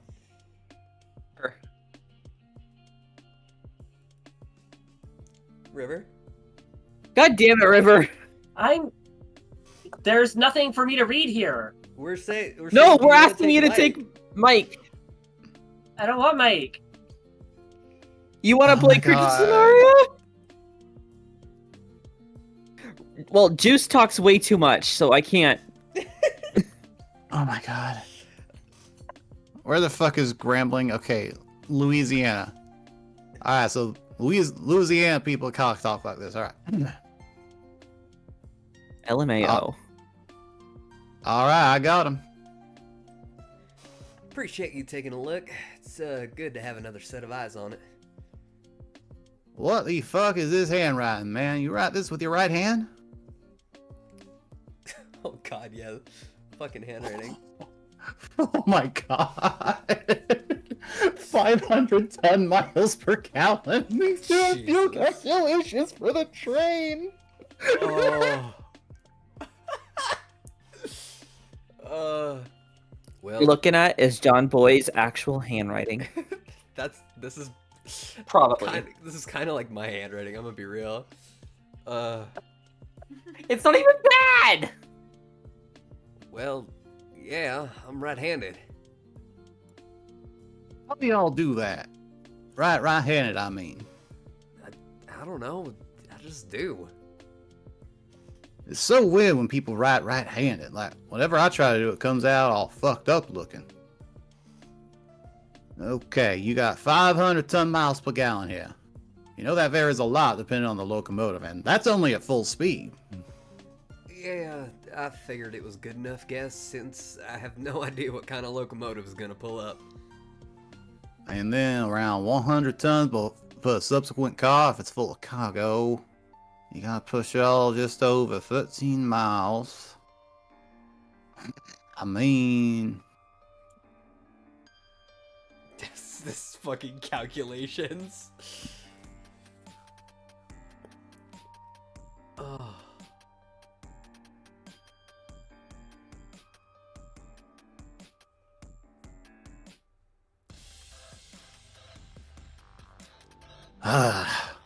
It doesn't look wrong. It could be more right, but it doesn't look wrong. You're probably gonna be looking for a show haul train, right? On this track, most likely. Maybe just a dozen cars or so. I'm gonna pull up some elevation data. Give me just a minute.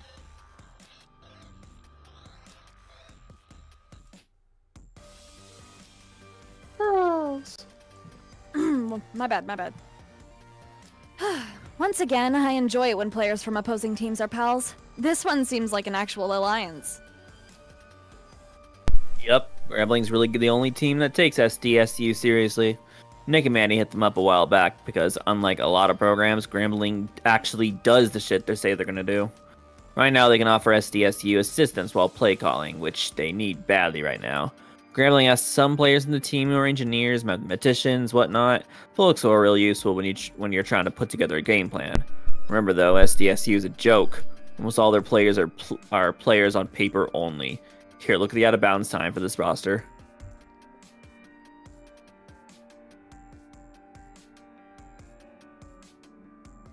Jeez. Damn. And the out of bounds time is based on how long you've been playing, right? So like Well, that's how long. most yeah. of these people are just completely idle. Yeah. No, you're right. They just never show up and they never accrue any out of bounds time. Oh my god. Most of absolutely no time occurred, which means they haven't even been on the roster a year. Like, number 26 is just on the team ironically. He actually hates sports and plays in a retro 14,000 style rappabilly band where the drummer is a rapper. Aced?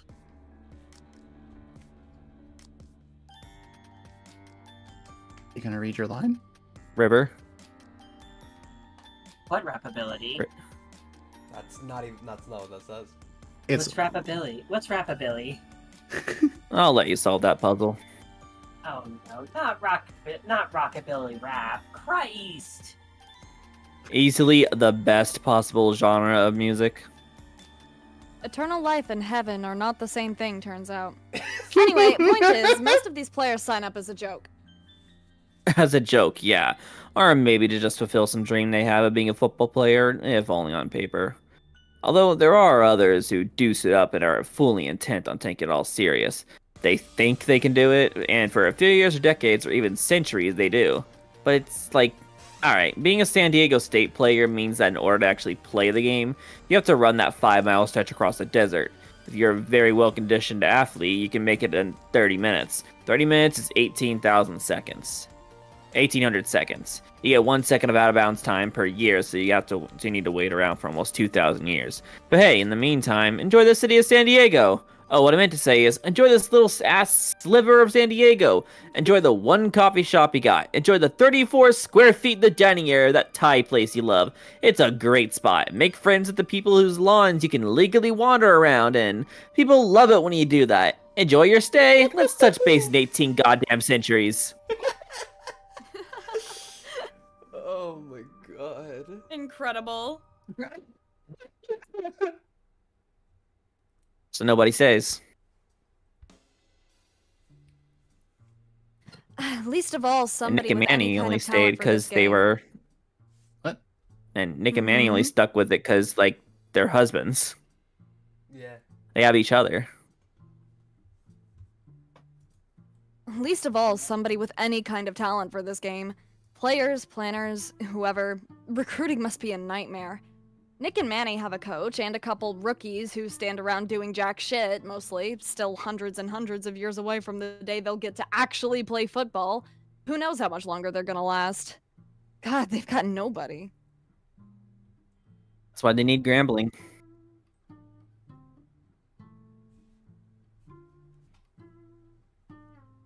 Well, this is a pain in the ass. Look it. Oh, we got a hitch in the plan. What's gonna happen now?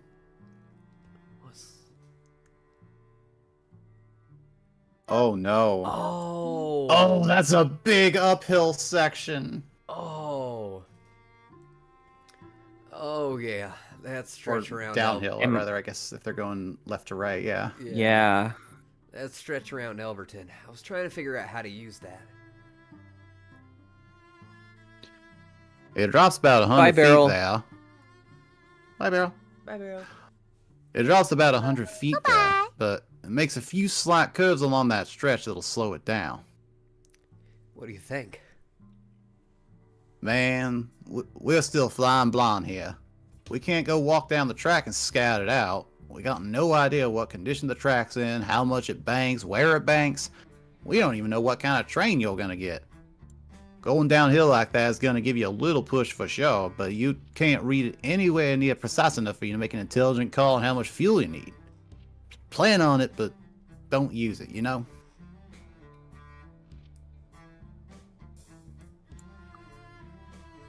This is the same hill that stopped that runaway train in 1910. No shit. Look! I'm paying attention now.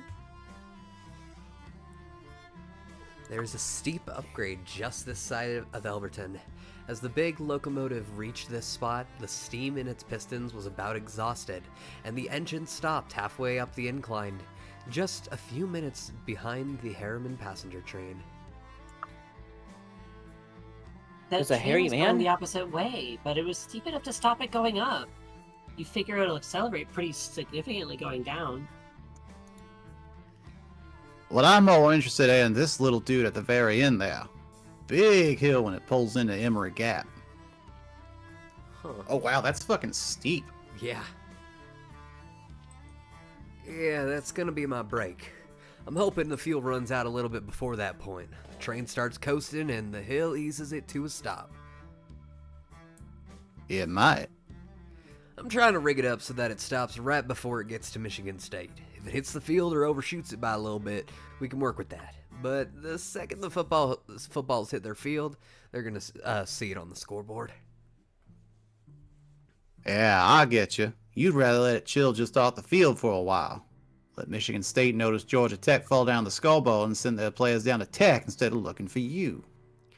Yeah, and once we feel like they've took the bait, after a few days, we pick up the balls and run. That buys us some time and space at least. I'm trying to park it like 10 or 20 yards from the field. Any more than that, that's just more seconds of OBT Manny's gonna have to spend to run it and run out and get it. We need every second. I know you do, man. But look, you're trying to pull right up to a section of track that's 72 yards long. And you're shooting across more than 20,000 yards to get there. This is like trying to put in a golf ball from more than 100 yards out. But not only that, you're not even allowed to walk around on the green and get a feel for it. God, yeah, pretty much.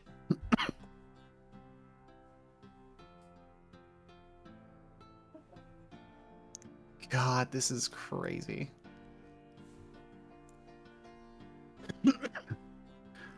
You want my advice as an engineer? You can't engineer this shit. Too much shit you don't know. Just get it in the ballpark and hope you get lucky. Don't use any math you learned after Algebra 1. That'll get you on the dartboard, but luck's the only thing that'll get you on the bullseye. Yeah. You know? Yeah. We just gotta save every second, man. If I miss by too much, like if it's a couple 100 yards away from the field, that could be a minute of OBT he has to burn. Manny only has 18 minutes now. It's already gonna be real tough making that run in Cali. We're gonna have to run about 5 miles at 3:30 a mile, 3:36 a mile. Just take a minute off. That's 3:24 a mile. And like a 4-minute mile is already a really fast time, even today.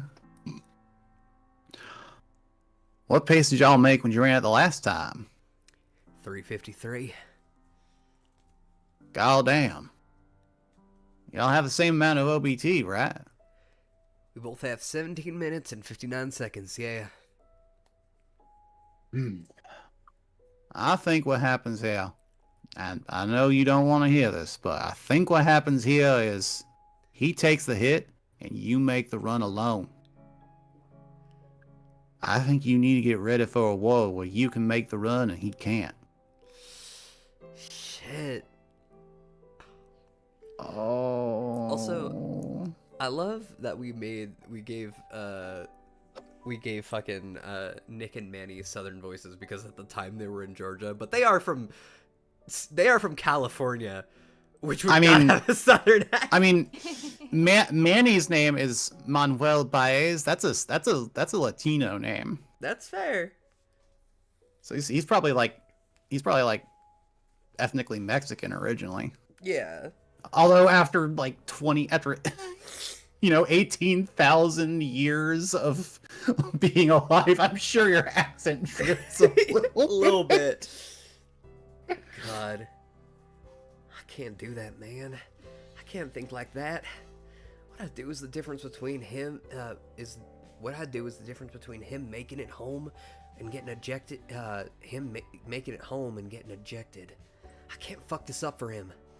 I had a nightmare last night where I started the train, sent it down the track, and missed it by a ton. And he had to spend 5 minutes running down the track to go after it. And they say you can't do math in dreams, but that's bullshit. Because I knew 5 minutes was 300 seconds, and 300 seconds is 300 years of OBT. 300 years he spent saving up that time. Staying on the field, cooking me dinner, making me laugh. Being there for me every time I was fucked up about something. And it was like I could see those years just vanishing from history, like disappearing. All because I fucked it up. Because I didn't do the math right. Forgot something. Guessed wrong. Can't see it like that. When you and your husband took your vows, I guarantee there's nothing in there about being God. It's never been anybody's responsibility to do what's impossible. It's not yours. Think it's impossible? No. But you don't have all the numbers, so it won't be about the math. Here, tell me about the prettiest throw you've ever seen. The time you saw a quarterback drop one in and you were just like, how the fuck did they do that? Well, this one isn't the best throw I've ever seen. Definitely isn't even an important throw in the big scheme of things. God, I can barely remember what it even looked like.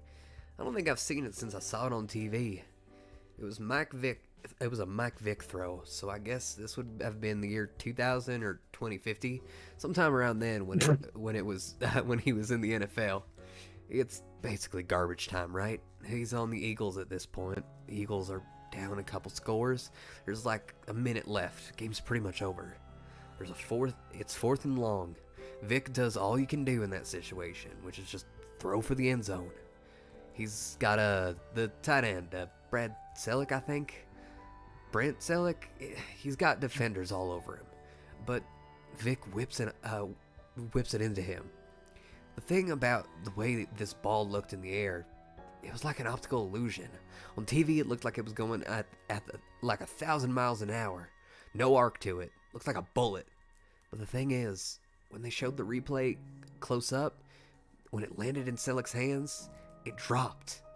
If all you saw was that close-up shot, it looked like it floated to him. Floated perfectly through all the defender's limbs. Through a window that was like exactly 1 football wide. Right in there. Touchdown didn't matter. They lost. But it was a touchdown.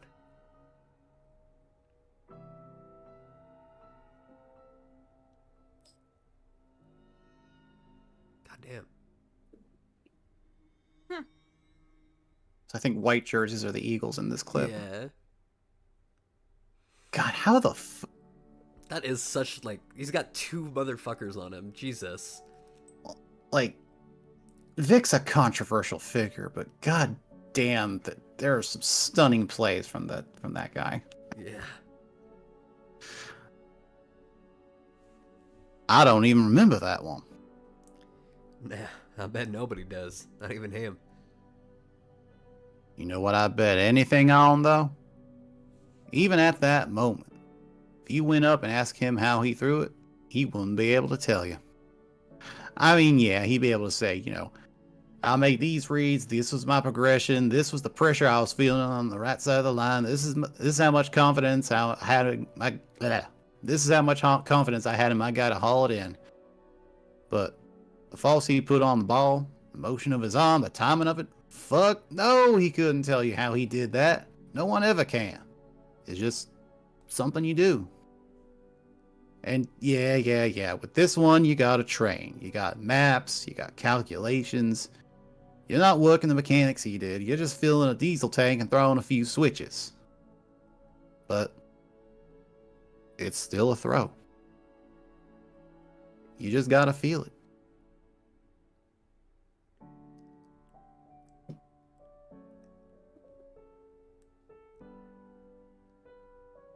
Man, John Boyce's writing is so fucking poetic sometimes. Honestly. Also, the music's been really on point this stream. I don't know if you guys have been like paying Yeah, attention. it's been fucking killing it.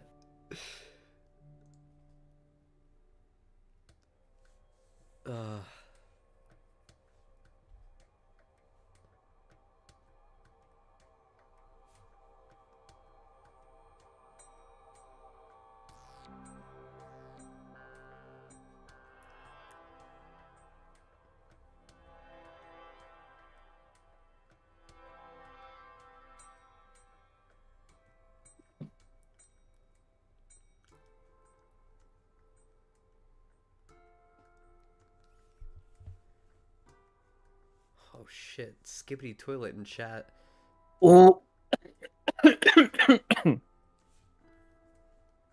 Ooh, okay, y'all, check it out. I checked the manifest. We should have a train coming down the track tomorrow.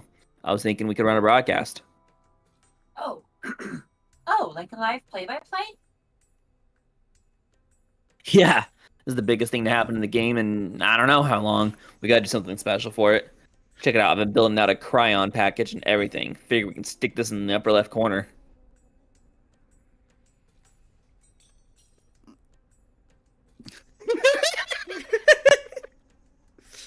I like it. I think that's supposed to say Chiron. I think that's a typo. Chiron package. Thanks. Yeah. And then obviously we can update the scoreboard when those footballs leave Tech's field. And then eventually we'll put up a big old 24 from Michigan State. Hopefully. You know what might be cool? Would it be possible to get a running clock for Nick and Manny's OBT? Oh shit. Yeah. Is that too much trouble? No, definitely not. Hold on.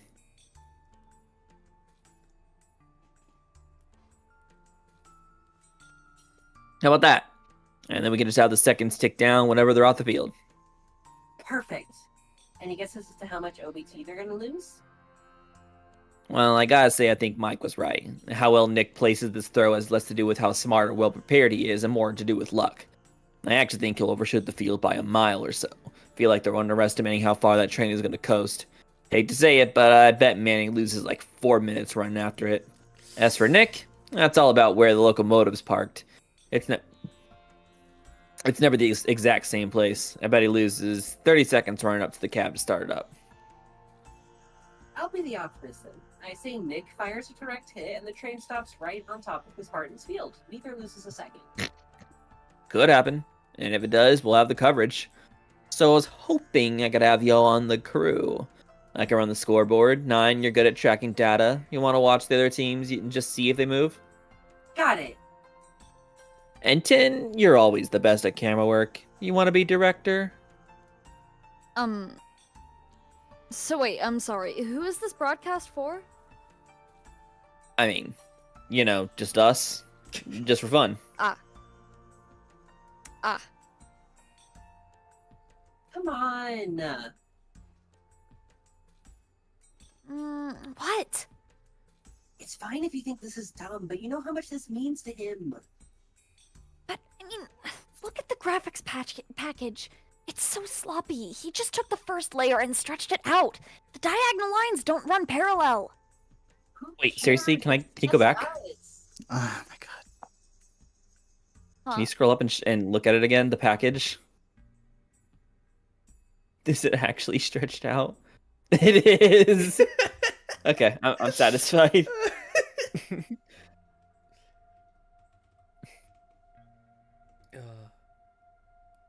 I mean, Come on, sis. It would make him so happy. I know. Okay.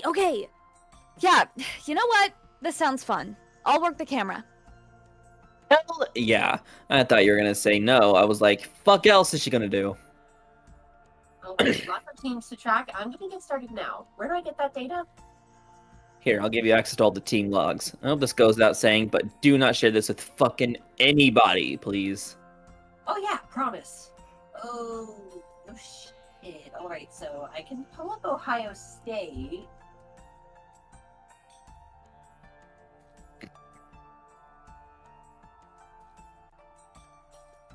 What it's showing me here is that Ohio State has a squad of 41, just a little to the south of their stadium.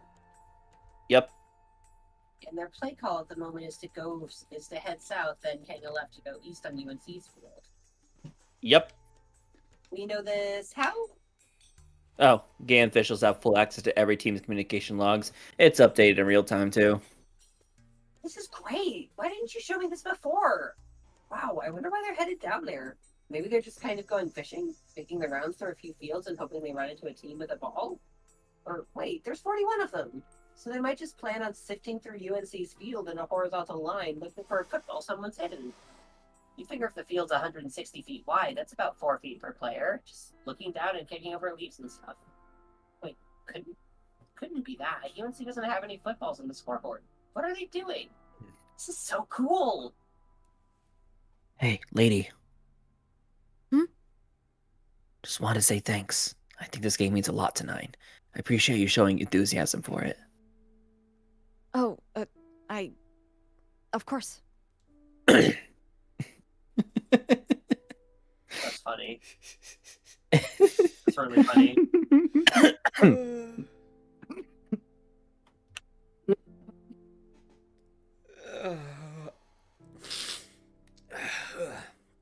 Fucking 10 o'clock.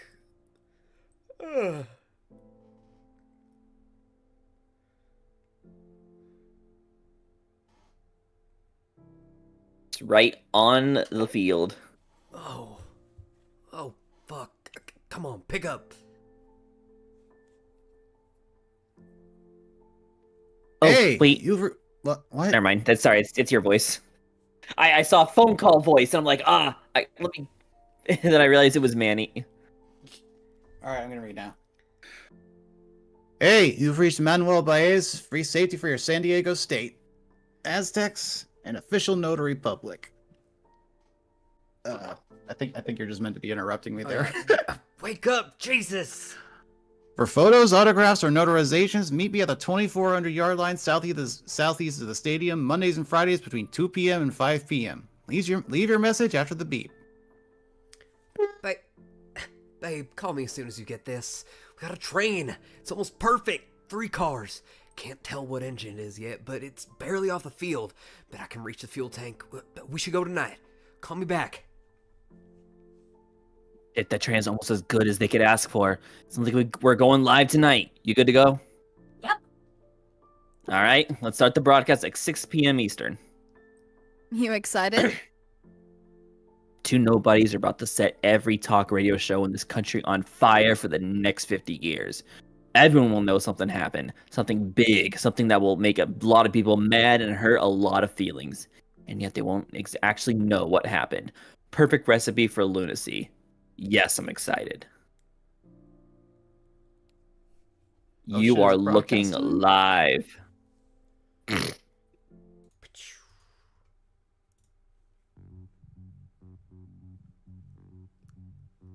One night in May of 1910, a train mysteriously bolted out of a rail yard in Emory Gap, Tennessee, without a driver. It managed to reach a speed of 60 miles per hour before finally reaching an incline a few miles away and coming to a stop. 18,110 years later, San Diego State football is about to attempt the same stunt along the very same track. Thank you for tuning in.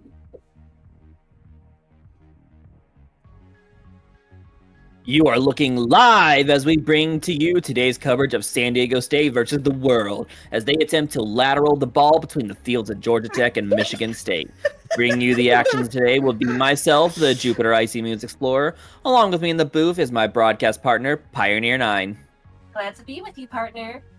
Presented by Lunchable Sushi. This broadcast is brought to you by Lunchable Sushi with a crisp cracker roll and a ham filling. No! Fine. We're joining the action now as Nick Navarro gets ready to make the throw. Siphoning diesel fuel out of the tank is Navarro. His aim is to start the engine and give it just enough fuel to stop at nearby Emory Gap about 13 miles away. In the 2,216 years history of this bowl game, I've seen a few schemes as ambitious as this one. Can we pause? Because I just need to say, referring to this play as a fucking lateral is the funniest shit I have heard in my life. Just had to get that out. Oh my god. Oh. River, did you reach your line? Looks like he's just letting it spill on the ground. Yep, welcome home fuel. It appears he's leaving about 5.5 gallons of diesel. Very unusual call here. I don't think he's going to get enough zip on the ball. What do you make of it, partner? I have to agree, this train's got 3 cars on it. You figure you're only going to get around 1 mile per gallon. He needs more than double this to make it 13 miles. He could be hanging his receiver out to dry here. Well, apparently he's satisfied because before he leaves for the cab, he sets the footballs right there on the outside of the chassis. Smart move. Here, if you look, you see the balls are still within Georgia Tech's field. He doesn't want to set off their alarm bells until the very last possible minute. Runs to the cab now is Navarro. The clock out on his OBT is officially rolling. 9 is the first time he stepped off the field in centuries. Just gotta get this engine started as quickly as possible. Every second that rolls off the clock, Jay, that's a second that it'll take an entire year to earn back. 10 seconds off the clock now. We'll be following the train as it rolls west. Strap in with us. 20 seconds. This is too much time. 30 seconds. This is getting into dangerous territory. If he kills much more time, he's not even gonna have a shot at the desert run in California. 45 seconds gone now for Navarro. This play is turning into a disaster for San Diego State. Way too much time in the pocket. He's got to get rid of the ball. What is he doing? I don't know if there's an engine trouble or what. What a scene here in Tennessee. At this point, Navarro is effectively taking himself out of the running to make it home to San Diego. And here we go! Navarro jumps off the train and lets it ghost ride. Now he's back on the field and his OB team clock stops at 16 minutes, 43 seconds. Crucial amount of time burned off the clock there. Tell you what, this train is moving faster than I thought it would. We're gonna see if we can give you a picture of something here. 10, can we get a camera on the tech field right on the track? He uncoupled it. He uncoupled the freight cars! Navarro clearly taking the extra time off field so he could uncouple the locomotive. It must have given him some trouble, but what a move. And all of a sudden, 5.5 gallons of fuel sounds just about right. Meanwhile, it looks like Georgia Tech's taken notice, and wow, all the squads are immediately being called back. All the teams in Michigan, too.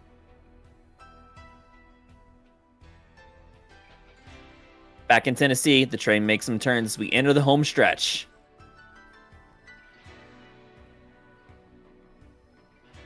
Love this shit. And partner, it's slowing down at just the right time.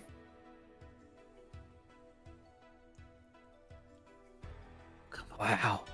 What an approach.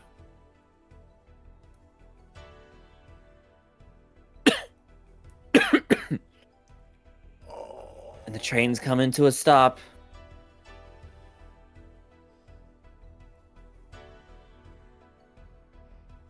Oh my god. That's only 50 yards from the field.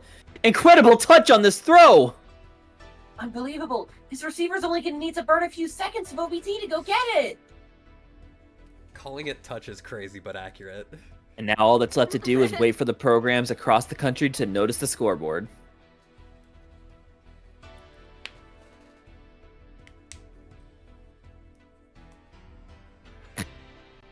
There's Ohio State. They just saw the scoreboard. And clearly, and they're wasting no time. There's Georgia sending a little more than 60. Look at Oklahoma State. They're sending the house after them. Purdue. South Carolina sending 100 players.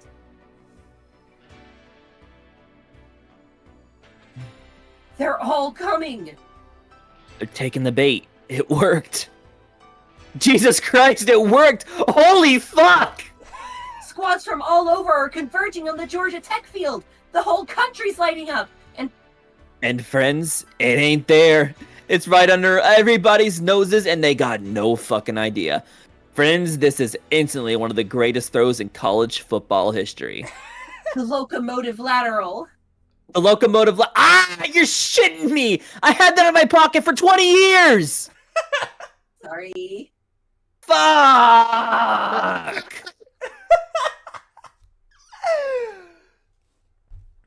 Oh my god.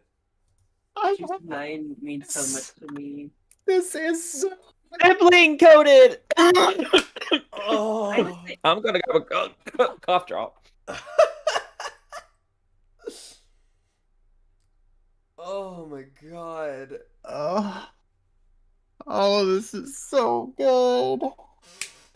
Well, this is you again, Mel. Yeah.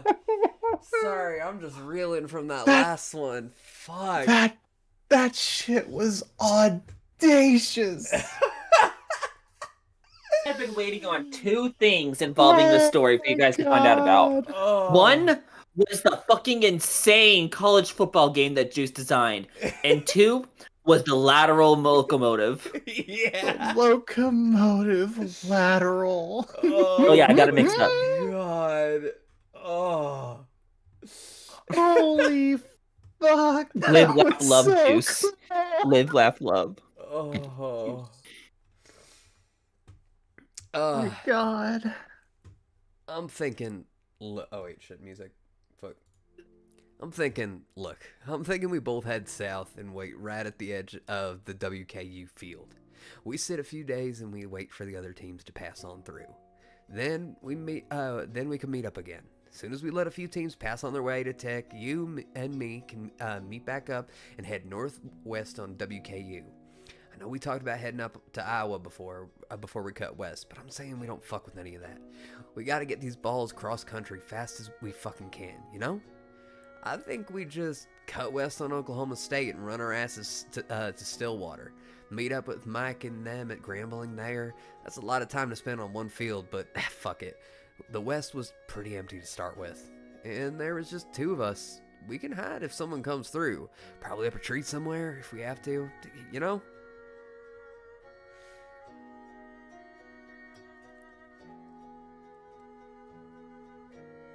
Well, what do you think?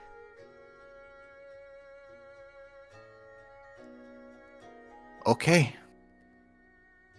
Plus, I issued a challenge. They say they can give me back those 10 seconds of OBT. They said it was a scorer's error. Okay? Babe. Why the fuck did you do that? It was the only way I could have done it, Manny. Only way. You know it wasn't. Look, you gotta trust me to throw. You said you trusted me to make the throw. I tried to do the math with all the cars on it, and there was just too much involved. Way more weight that could make it coast too long. Way more wheels. That's more resistance. There was no way I had to simplify. Like I had to feel it. The engine and 3 cars, I can't get a grip on that. But if it's just the engine, that I felt like I could. Punked out. You fucking punked out on that shit. Oh, come on. Mike tell you to do that shit? I mean, not exactly, no. I don't understand why you...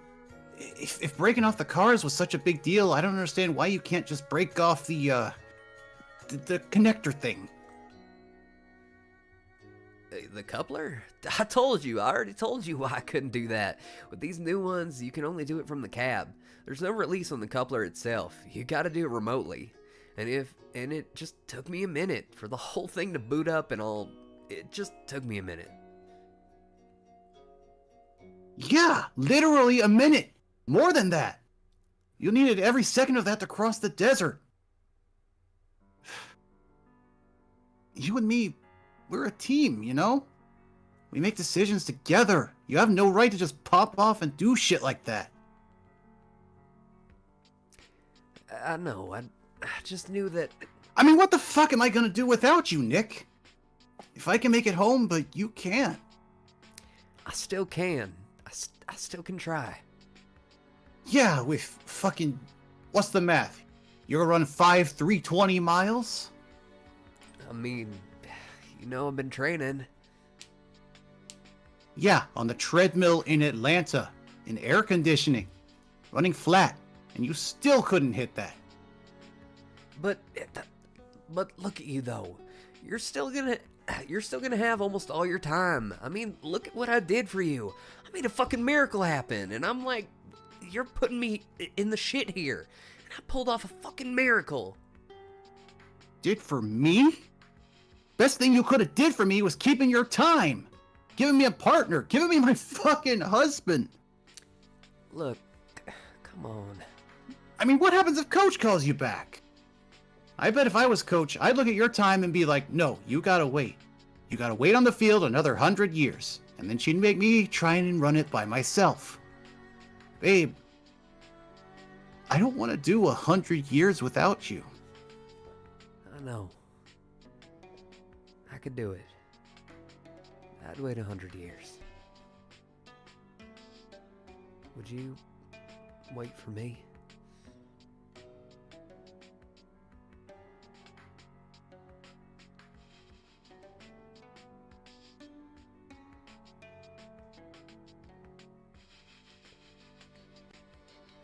God.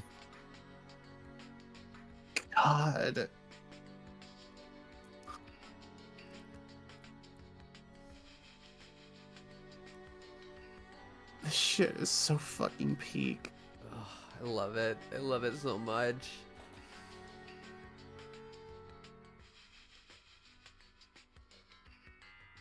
I think this is someone new.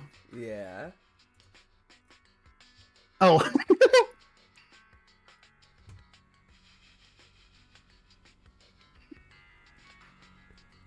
Hi, everybody. If I could please get everybody's attention. Hey, folks, if I could just have a minute before we get started. Thank you. I'd just like to welcome everybody to game night at the Illinois Chess Club. This is the first night of the fall season, and I'm happy to see so many new faces. I think some of you have already met her, but if you haven't, I'd like to announce that we've got a celebrity in the room tonight. Over there at table number 7, we've got Lori Irving as a special guest. Lori's a college football player with Texas A&M. If everyone could give her a hand. Lori, how familiar are you with Illinois chess? Somebody take Lori. Somebody take Lori.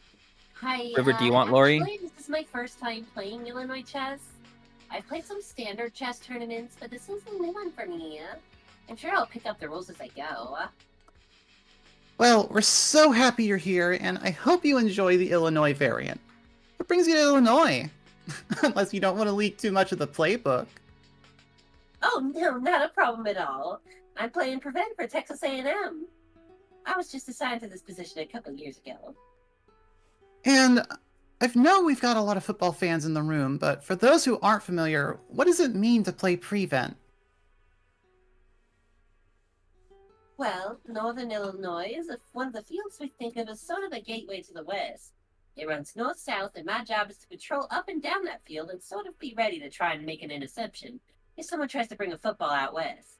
Or if there's a whole team and I can't take them on, I just scout them out and let my teammates know. So you're playing chess in the middle of a football game. I guess you can do it all, huh? Well, we'll see. Wish me luck. Of course. Good luck to Lori and to everyone else here. And I think everyone's aware, but I'm obligated to let everyone know, just for the record, this building is on Northern Illinois' field. We don't expect any disruptions, and we've never run into a situation like that, but if there is football coming through the area and we've got action in here, I have received approval from the Illinois Chess Association to suspend matches or nullify results. If there were to be any disruption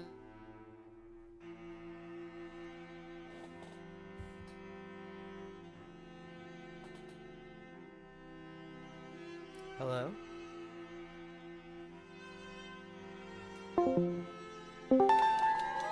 Uh-oh, I think I died. I think everyone Is that died. me or just I think that was. I saw everyone was flash everyone. yellow first. That was Did Discord. we all die? Me that too. died. Yeah, I think Discord died for a sec. Great job, Discord. Last thing that what's came you heard? through for me was we don't Are we expect still any live? disruptions. Yeah, we're still live.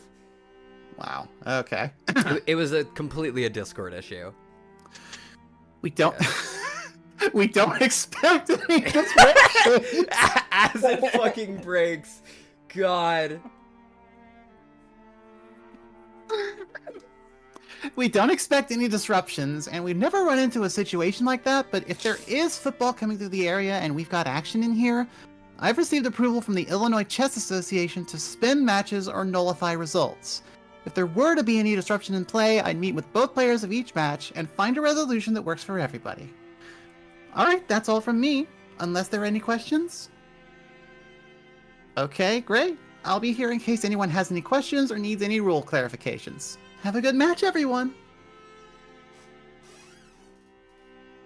We have another new voice. I love this. Man, it's crazy that adding Yowie to 17776 makes it even better. Yeah. Real. God, you're so right! Good luck. Good luck. Oh, so you're the banker. Whoever plays bank black is the banker. Oh, alright, sure.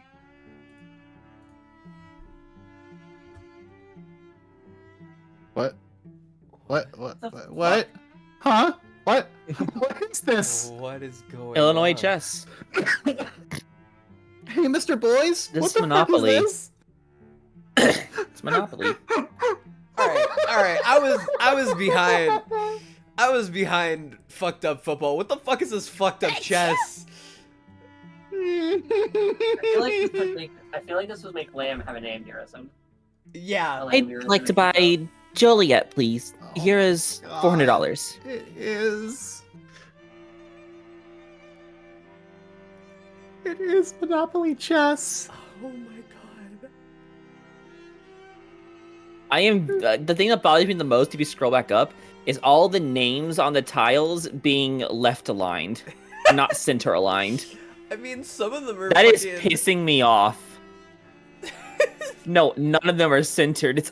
Some are just long enough to almost hit the other edge. Look at Granite City 2D. I like how Downers Grove is all it's all like shrunken and pushed way down from the top, and then right next to it is normal. I got the jokes. Oh god. I'd like to buy Joliet, please. Here is $400. River. Oh shit, my turn again.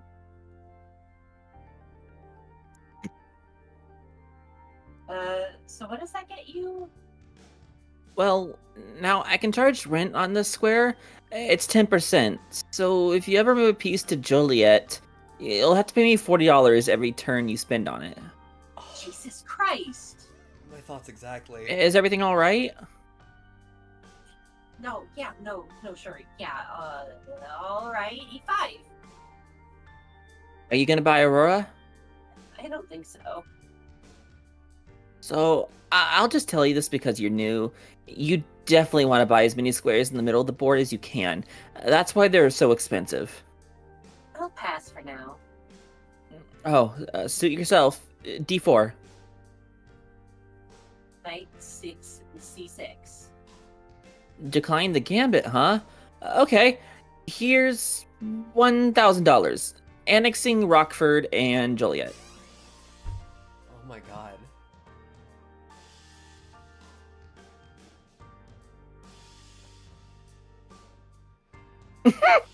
Oh my god! What? What the fuck am I looking at? I Hey, looked up at my so- goddamn screen. This is another game that I don't understand. This is I think we actually need to kill this guy. this is what Homestuck is, right? Jesus Christ, you're right. Goddamn. I don't fucking know, probably. 1776 if it was about chess instead. That's Homestuck. Homestuck is just weird, fucked up chess. What's that? I'll be real. A Homestuck isn't even about weird, fucked up chess. It's literally just chess. Yeah, it's like chess on a large scale, and then fucking the what was it, was it Void Session? No, not the Void Session. It was the Null Session. The Null Session is large scale, like pool, basically 8-ball. Oh no, that one's the dead session. Is the term Dead for that session. one. There we go. Null session is just Factory. a normal session that doesn't get finished. Yeah. And yeah, PM is a pawn who spends all of her time advancing across the field, and then she makes it to the end, and she gets promoted to queen. Yeah. Rook Factory. Every 4 turns, I get a rook now. If I annex a third adjacent property, that accelerates to 3 turns. Oh shit. Fuck. Okay, capturing on D4 then. Gotta bust up your factory. Can't do that. I can't?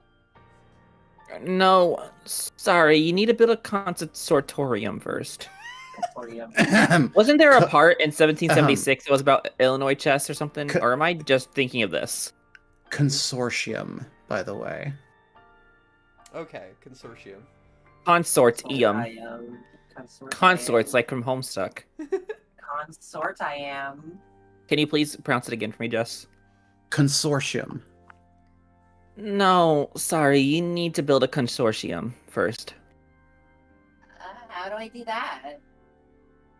To build a consortium, you move both bishops to the same file and leave them there for 10 turns. For those 10 turns, you can't move a piece. Basically, building the sound counts as the move. This is something else. You pick it up pretty quickly. Is there any significance to the city names themselves? Nah, not really. It's pretty much just the biggest cities in the middle, then kind of just spirals out into the smaller towns. Too bad Luca didn't make it on here. We got more history than almost any city in Illinois. I mean, this is where Alexander the Great is buried. I don't believe that. Oh my god. What about Chicago? What? That's kind of a deep cut. The Minnesota Vikings had a mythology for a long time that like there was an artifact that was a genuine Viking artifact and they had somehow sailed from the ocean up the Great Lakes and into Minnesota. I mean, Even though there's no fucking way that happened. So like Midwesterners claiming impossible history lore like that is like a thing. Yeah. Oh shit. Fuck. Yeah. It's like this is where Alexander the Great is buried. What? What?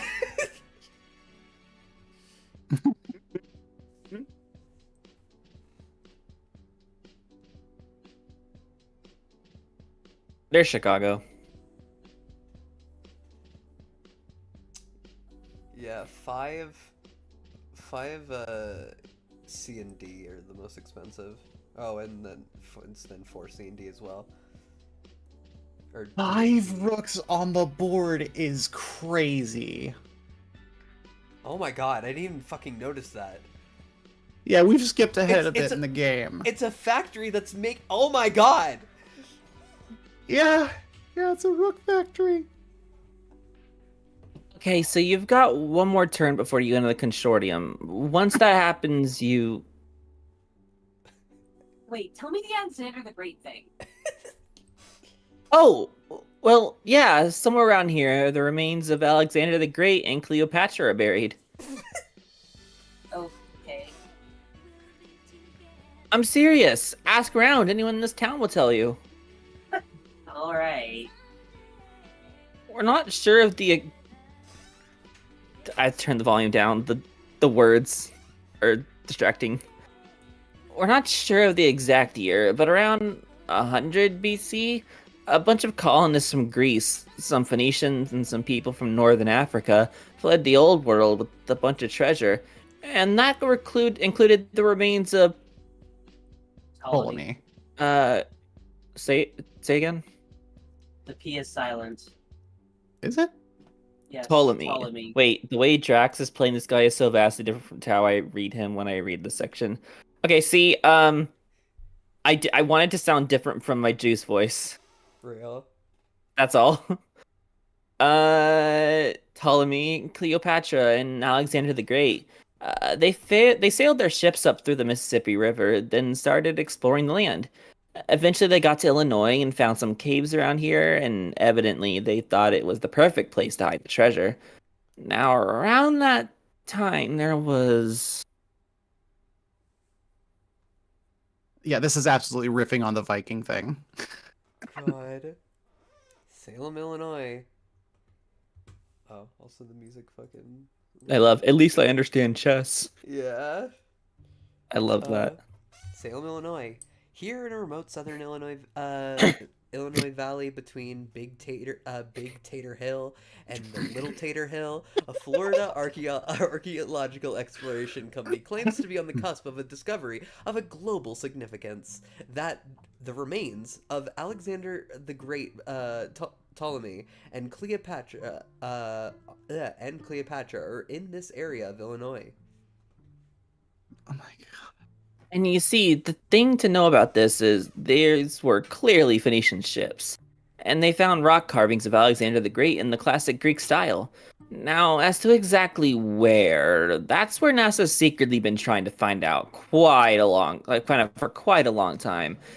But it's very difficult to... What do you mean, NASA? What? This is the kind of shit you hear when you get into conspiracy talk like this. This is This is 100% par for the course. What is really going on down near the region that coincidentally has long been known as Little Egypt? Are the Florida Little treasure Egypt. hunters on the verge of the greatest discovery since King Tut's tomb? Are they truly believers themselves, or are they involved in some sorry scam? We are legitimate businessmen. I can only hear that with a Jersey accent. I'm sorry. We are legitimate businessmen. Why the?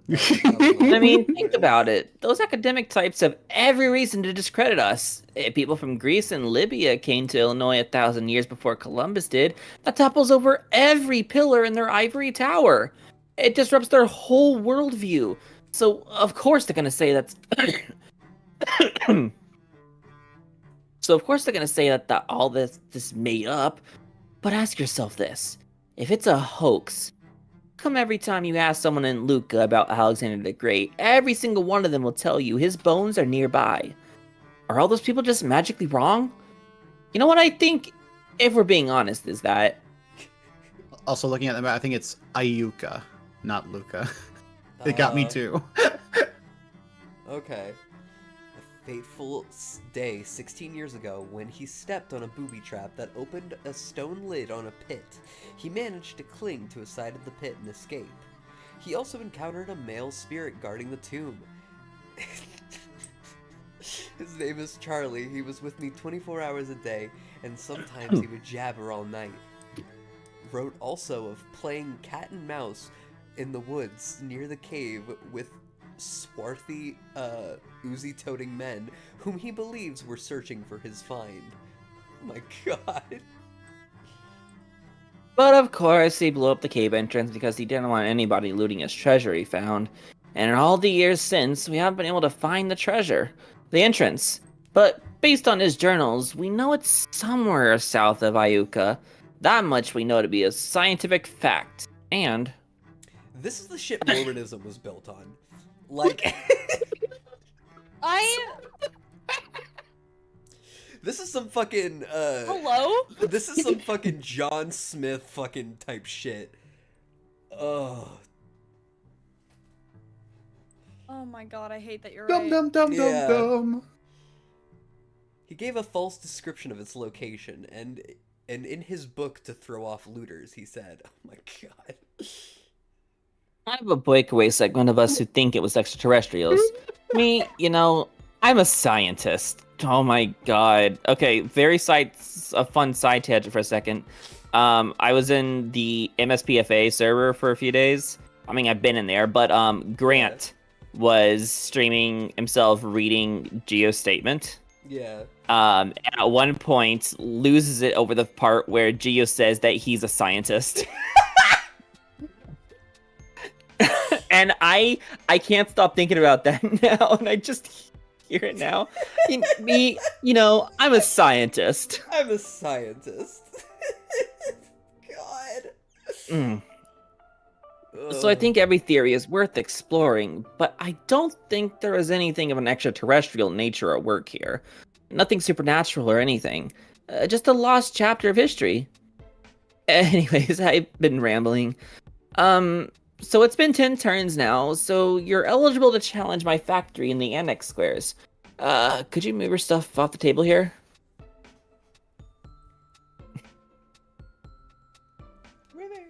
River. You actually believe this? All of this shit, it's not a joke. You actually believe it. Well, yes. Could you move your stuff off the table? We need it for the arbitration phase of the game. Now that you're in a consortium, you can now use arbitration to try to take my factory off the board. If you could just... We need more room on the table. What is happening? What is happening? I don't know, but I hate it. You're now in arbitration mode. In order to enter the four sanctums, you're going to need either a rook or a queen, or a king if you're really desperate. Since you have to move horizontally along the corridors.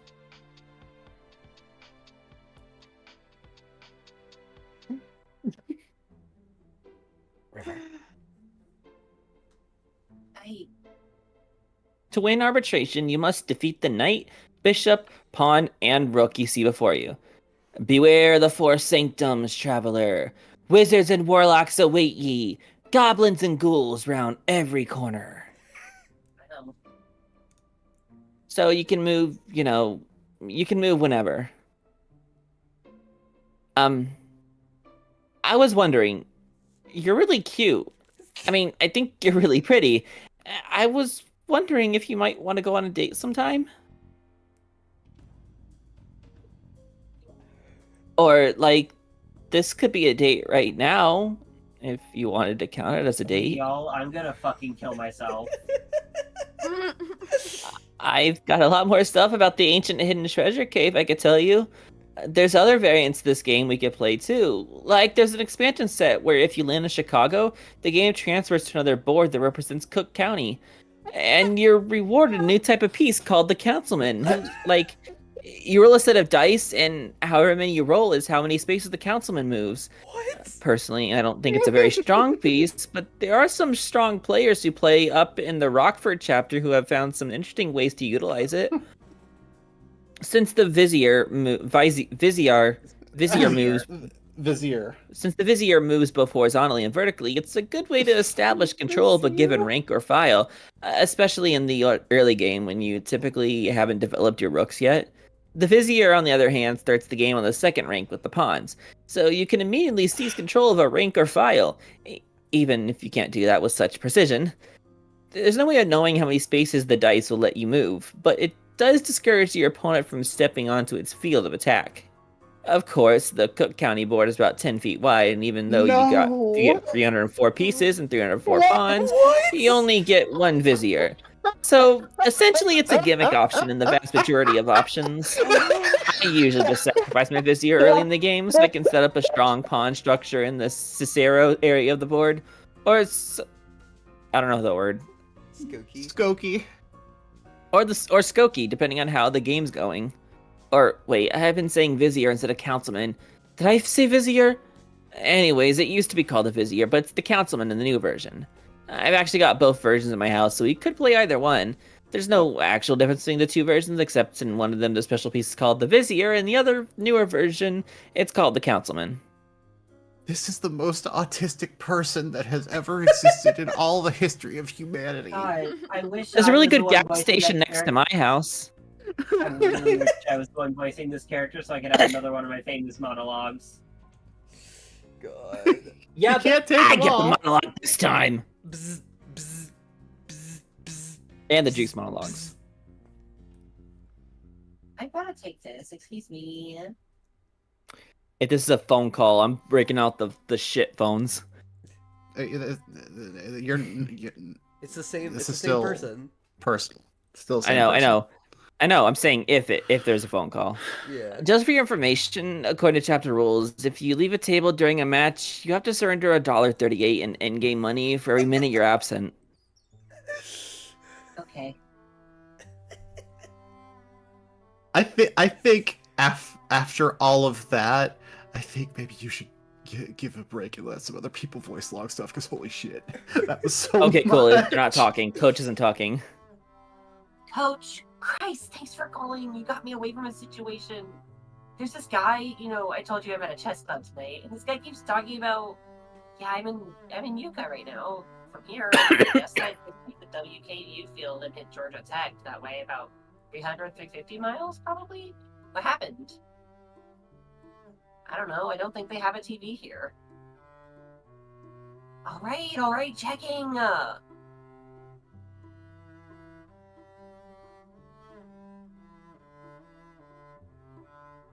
Excuse me. I'm sorry. A little bit of a weird question, but I don't suppose you happen to have a TV here. We do. Sorry to be annoying, and I hate to ask, but could I turn on the news for a minute? I think this is meant to be the chess announcer Yeah. I was doing earlier. Did something happen? Apparently, I'm on the phone with my coach. He said, apparently, I'm on the phone with my coach. He says something's going on. Oh well, all right, sure. Something about the game? Yeah, he's just saying to look at the scoreboard. What channel? What channel? He says any channel. Okay. Some All right, we really need a sports announcer. Some really stunning movement here, Chuck. So if you follow me over to the big board, if I could get the camera to follow me over here. These are the college football rankings. What you're seeing here is what we just saw live in the newsroom just moments ago. Oh. God. Oh my God. Oh. College football type 25. My roll of aluminum foil is messed up because I have too many things in the kitchen drawer where I keep it. When I went to open it, the box part got caught and the edges and the box is all ripped up, so I can't use the sharp edge to tear pieces off anymore. About this document, this version of the scoreboard is viewable by the general public. It does not display the number of footballs possessed by any team, however, it does accurately display national rank. Look how far down Georgia Tech is. Yeah. We're all the way fucking down here. Christ. Holy shit. At least they're doing better than Fresno. Yeah. In an instant, 58 teams jumped up a spot in the leaderboard. So, if you're South Carolina State, congratulations, you now sit in sole possession of third place. If you're Cincinnati, Howard, or Texas, congratulations to you, you're now tied for the 4th ranked team in the nation. Jesus, Georgia Tech! Congratulations also to Oklahoma. After some 400 years out of the top 25, you now find yourself back there as you pull into a tie for 12th. But the big story, of course, Chuck, is the movement that shifted more than half the teams in college football up the rankings. Is Georgia Tech. The Yellow Jackets are in free fall. 1 second, they're the number 3 team in the nation. The next, they plummeted into a tie for 40th place. Given that teams with equal numbers are listed alphabetically, it seems almost certain that Tech, however many footballs they held, lost every single one of them. What we're seeing here, folks, is not that the fading away of a dynasty. It's not the crumbling oh, fucking Christ, god damn it. Melanie Jace Archer. Fuck you, shut up. Where was it? Oh there. God. Yeah, there we go. I hit my Dynasty. mouse. Hello. God damn. It's not the crumbling of a dynasty. It's dynasty that's vanished in an instant. And I can only imagine what the scene is tonight at Bobby Dodd Stadium. I don't believe this. Do you need to leave? In a minute, probably.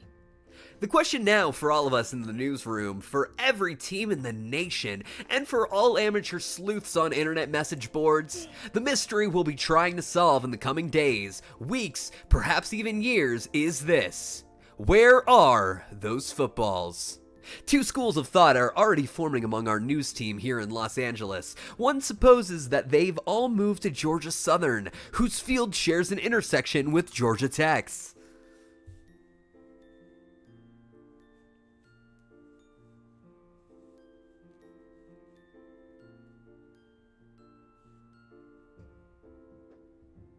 Oh. Nah, it wasn't that. But Chuck, this would require a very specific set of circumstances here. Let's zoom in again at the top 3. Because, yeah. You'll notice that the top 2 teams in the country, Michigan State and Georgia Southern, didn't move an inch. Of course, we don't know exactly how many footballs they have. Our best estimates previously put Michigan State at around 25, Georgia Southern are at least 20, and Georgia Tech at 15, or very close to it. So, let's just do some pretend math here. Again, these are nothing more than guesses, but let's play it out here. If our estimates are anywhere near close, or anywhere near correct, Tech's footballs could not have transferred to Georgia Southern. That would give them 35, which would have knocked Michigan State out of the top spot. That did not happen. These Spartans didn't move. And since we can be virtually certain that Georgia Tech lost every one of their footballs, not just a portion of them, I think at the moment it's much more likely that either Tech moved them just off the field somewhere for safekeeping, or an opponent stole them and did the same. At any rate, we've now got half the teams in the country making a beeline for Tech's field. We've got reports that TCU is sending 35 players. Kentucky's sending dozens. There's blood in the water, and Chuck, this is the most seismic event college football has seen in hundreds of years, if not thousands. I'm sorry to bail in a match, but I need to pack up. It's fine, no problem. Wait, you can't leave? You haven't finished arbitration. Sorry, nice meeting you. Abandoning a match will lower your rating from 1,200 to from 1,200 to 1,150 automatically. It'll take you years to reestablish your rating. You'll never be able to play a match against someone on my caliber again. I'm a third category regional master. Stop! Please stop. You are out of line. We've worked for centuries to build the reputation of the Illinois chess community. This is bullshit. It was an emergency situation. Rule 37C permits a player to abandon the match in the event of an emergency situation. This qualifies under that rule. What? Did a sports ball happen? Oh. God. Besties, I think we need to kill this guy. God. His name is Zabedi. Yeah, right. I'm pretty sure we need to kill this guy, Steven. Fuck. Aww. Alright. I've been reading up on the theory. I can't help myself. So as the story goes, people from around the Mediterranean casually scooped up the remains of Alexander the Great and Cleopatra, which of course is a very easy thing to do, then sailed across the Atlantic, navigated through the Caribbean, found the Mississippi Delta, sailed north, disembarked there for some reason, and decided that future Illinois, of all places, was where they buried them. Yeah, a settlement needs 3 things nearby to thrive: fresh water, White Castle, crystal. To argue that they would have bypassed the shared slider territory of the Tennessee Valley only to settle in exclusively Steenburger land is absurd. People believe this shit? We're talking about a handful of people, but yeah. I wonder what motivates that. In this particular case, a couple of things are going on. First, some hucksters invented a story to try to make a buck. Second, it's a sort of origin story that latched on with some who really feel that... could you pause, please? Yeah, got you. Who really need to feel like people from the old world are supposed to be here. But more broadly, I think a consequence of stealing land is that you will never find the significance of it. Whatever lies you made up to justify your crimes will fade away. There are lots of people who grew up down there in a society that was missing spirit, purpose, anything sacred. Some feel that they've found peace, they've found it in this eternal paradise. Others have concluded that they'll never find it and have come to peace with that. Jesus Christ. And there are some who, in this post-consequence existence, need to assign the sort of historical importance here that they see in Paris or...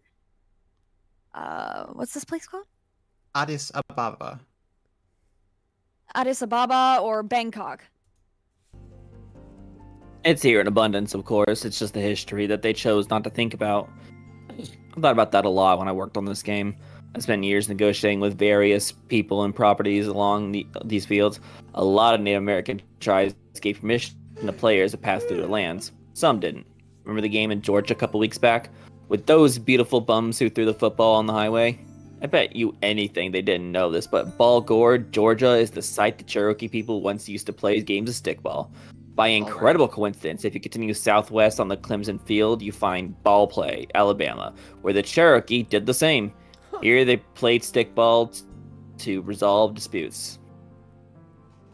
It was a rough game, entries abounded, but it was a genius innovation because it served as a substitute for warfare. For a while, everyone played. Men, women, old, young, whoever. Pause.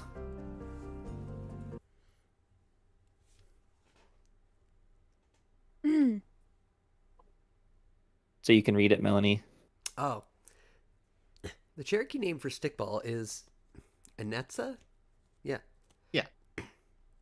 Meaning little brother of war.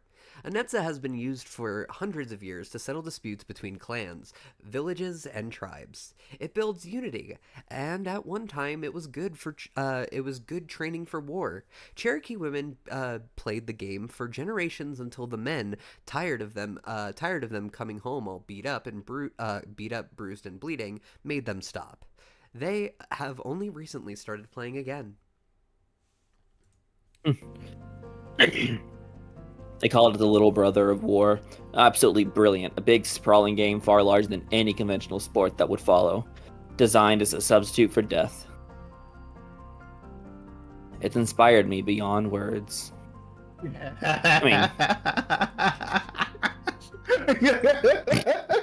Does it remind you of anything?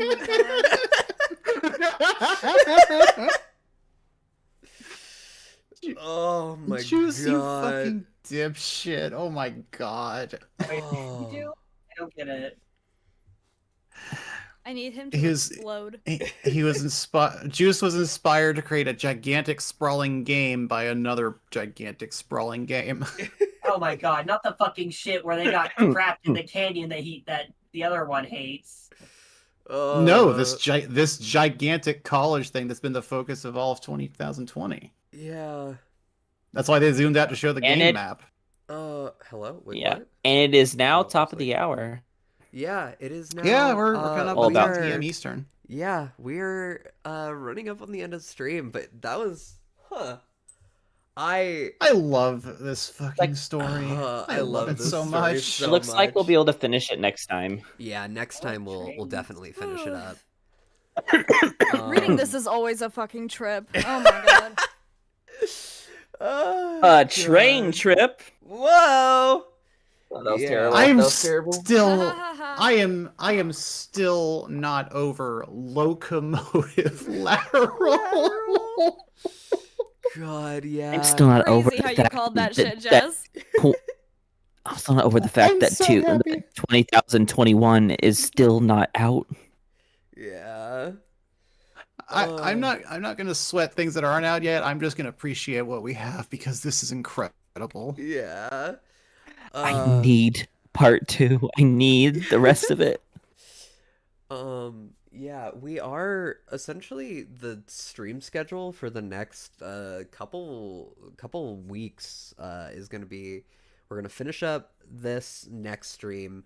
Then after that, we're gonna go and read the new Clout Chase chapter that came out, and then Hell yeah. yeah, and then I need to talk to the desynced people just to make sure that we're not gonna get they're not gonna release the rewrite while we're reading, but we might be doing desynced after that.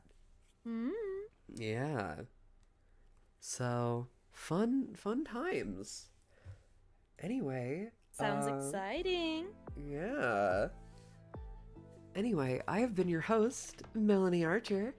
You can find me at Melanie Archer VA on YouTube and on Blue Sky. You can also find me here at VOFT.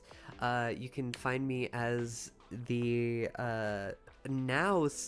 studio owner of co-studio owner of Time Archer, where we produce Woo. Project Sound Page, which is now a FRAF approved production. Lots of cool stuff happening with that.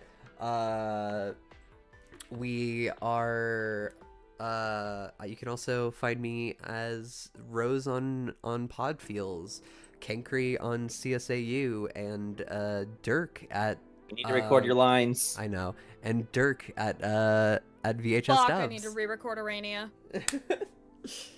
Pearls. Hi! You can find me as Salted Pearls pretty much everywhere, mainly on YouTube, Twitter, Instagram, TikTok, and Blue Sky. I'm also in a lot of other projects. I'm all over the place, all of which you can find on my That's Me playlist on my YouTube channel. There's also a bonus little streams I'm in playlist if you feel want to watch that, maybe, I don't know. But if you watch those, you'd be supporting both me and the channels who made those videos and streams, and that's about it from me. Check out the new Ina and Rules rap battle thing that I did, by the way. It's pretty fucking cool. We all did a fantastic job. Yeah. I'm glad you mentioned that because I was about to shout you out on that too before shouting myself out. You stood fucking amazing as Meanie Ina. Like, you sound exactly like her. Way to go, Pearls. It's real good. That was incredible. I was a little late watching it, but wow. Thank you. I really like it. I'm really happy that I was brought on to do that. Hell yeah. Drax. Hi, Eldritch Drax here.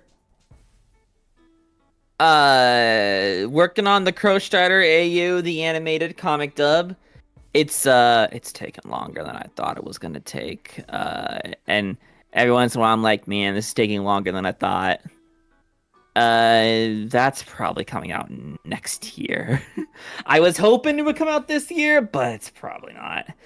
You can just find me on, well, you can see my name. You can find me under that name wherever the fuck. That's all. Jess. Jess, you can find me on Blue Sky at FenderJessVA. I voiced June Egbert in Pod Fields, which you can find right here on YouTube and on all the socials. And that's the end of my sentence. And last but not least, River. Oh my god, I'm River. I promise I don't usually play Creatures of Sonaria while in the middle of stream. You can find me in most places as River Witch or River Witch VA, shut the fuck up. And I do a few things across a few projects. I'm Sabity Tongva, Hong Kong, and like Mullah for VOFT. I'm Caliborn for VHS Ducks. I'm Hal and Carcat for Crow Strider AU dub, and that's everything. Yeah, I'm pretty sure that's everything. Anyway, stack it, Drax! I'm the true Caliborn! God. Alright. Anyway, we Horrifying. will see you next week to finish this up. Bye everyone. Hell yeah. Toodles. Bye. Bye. Bye.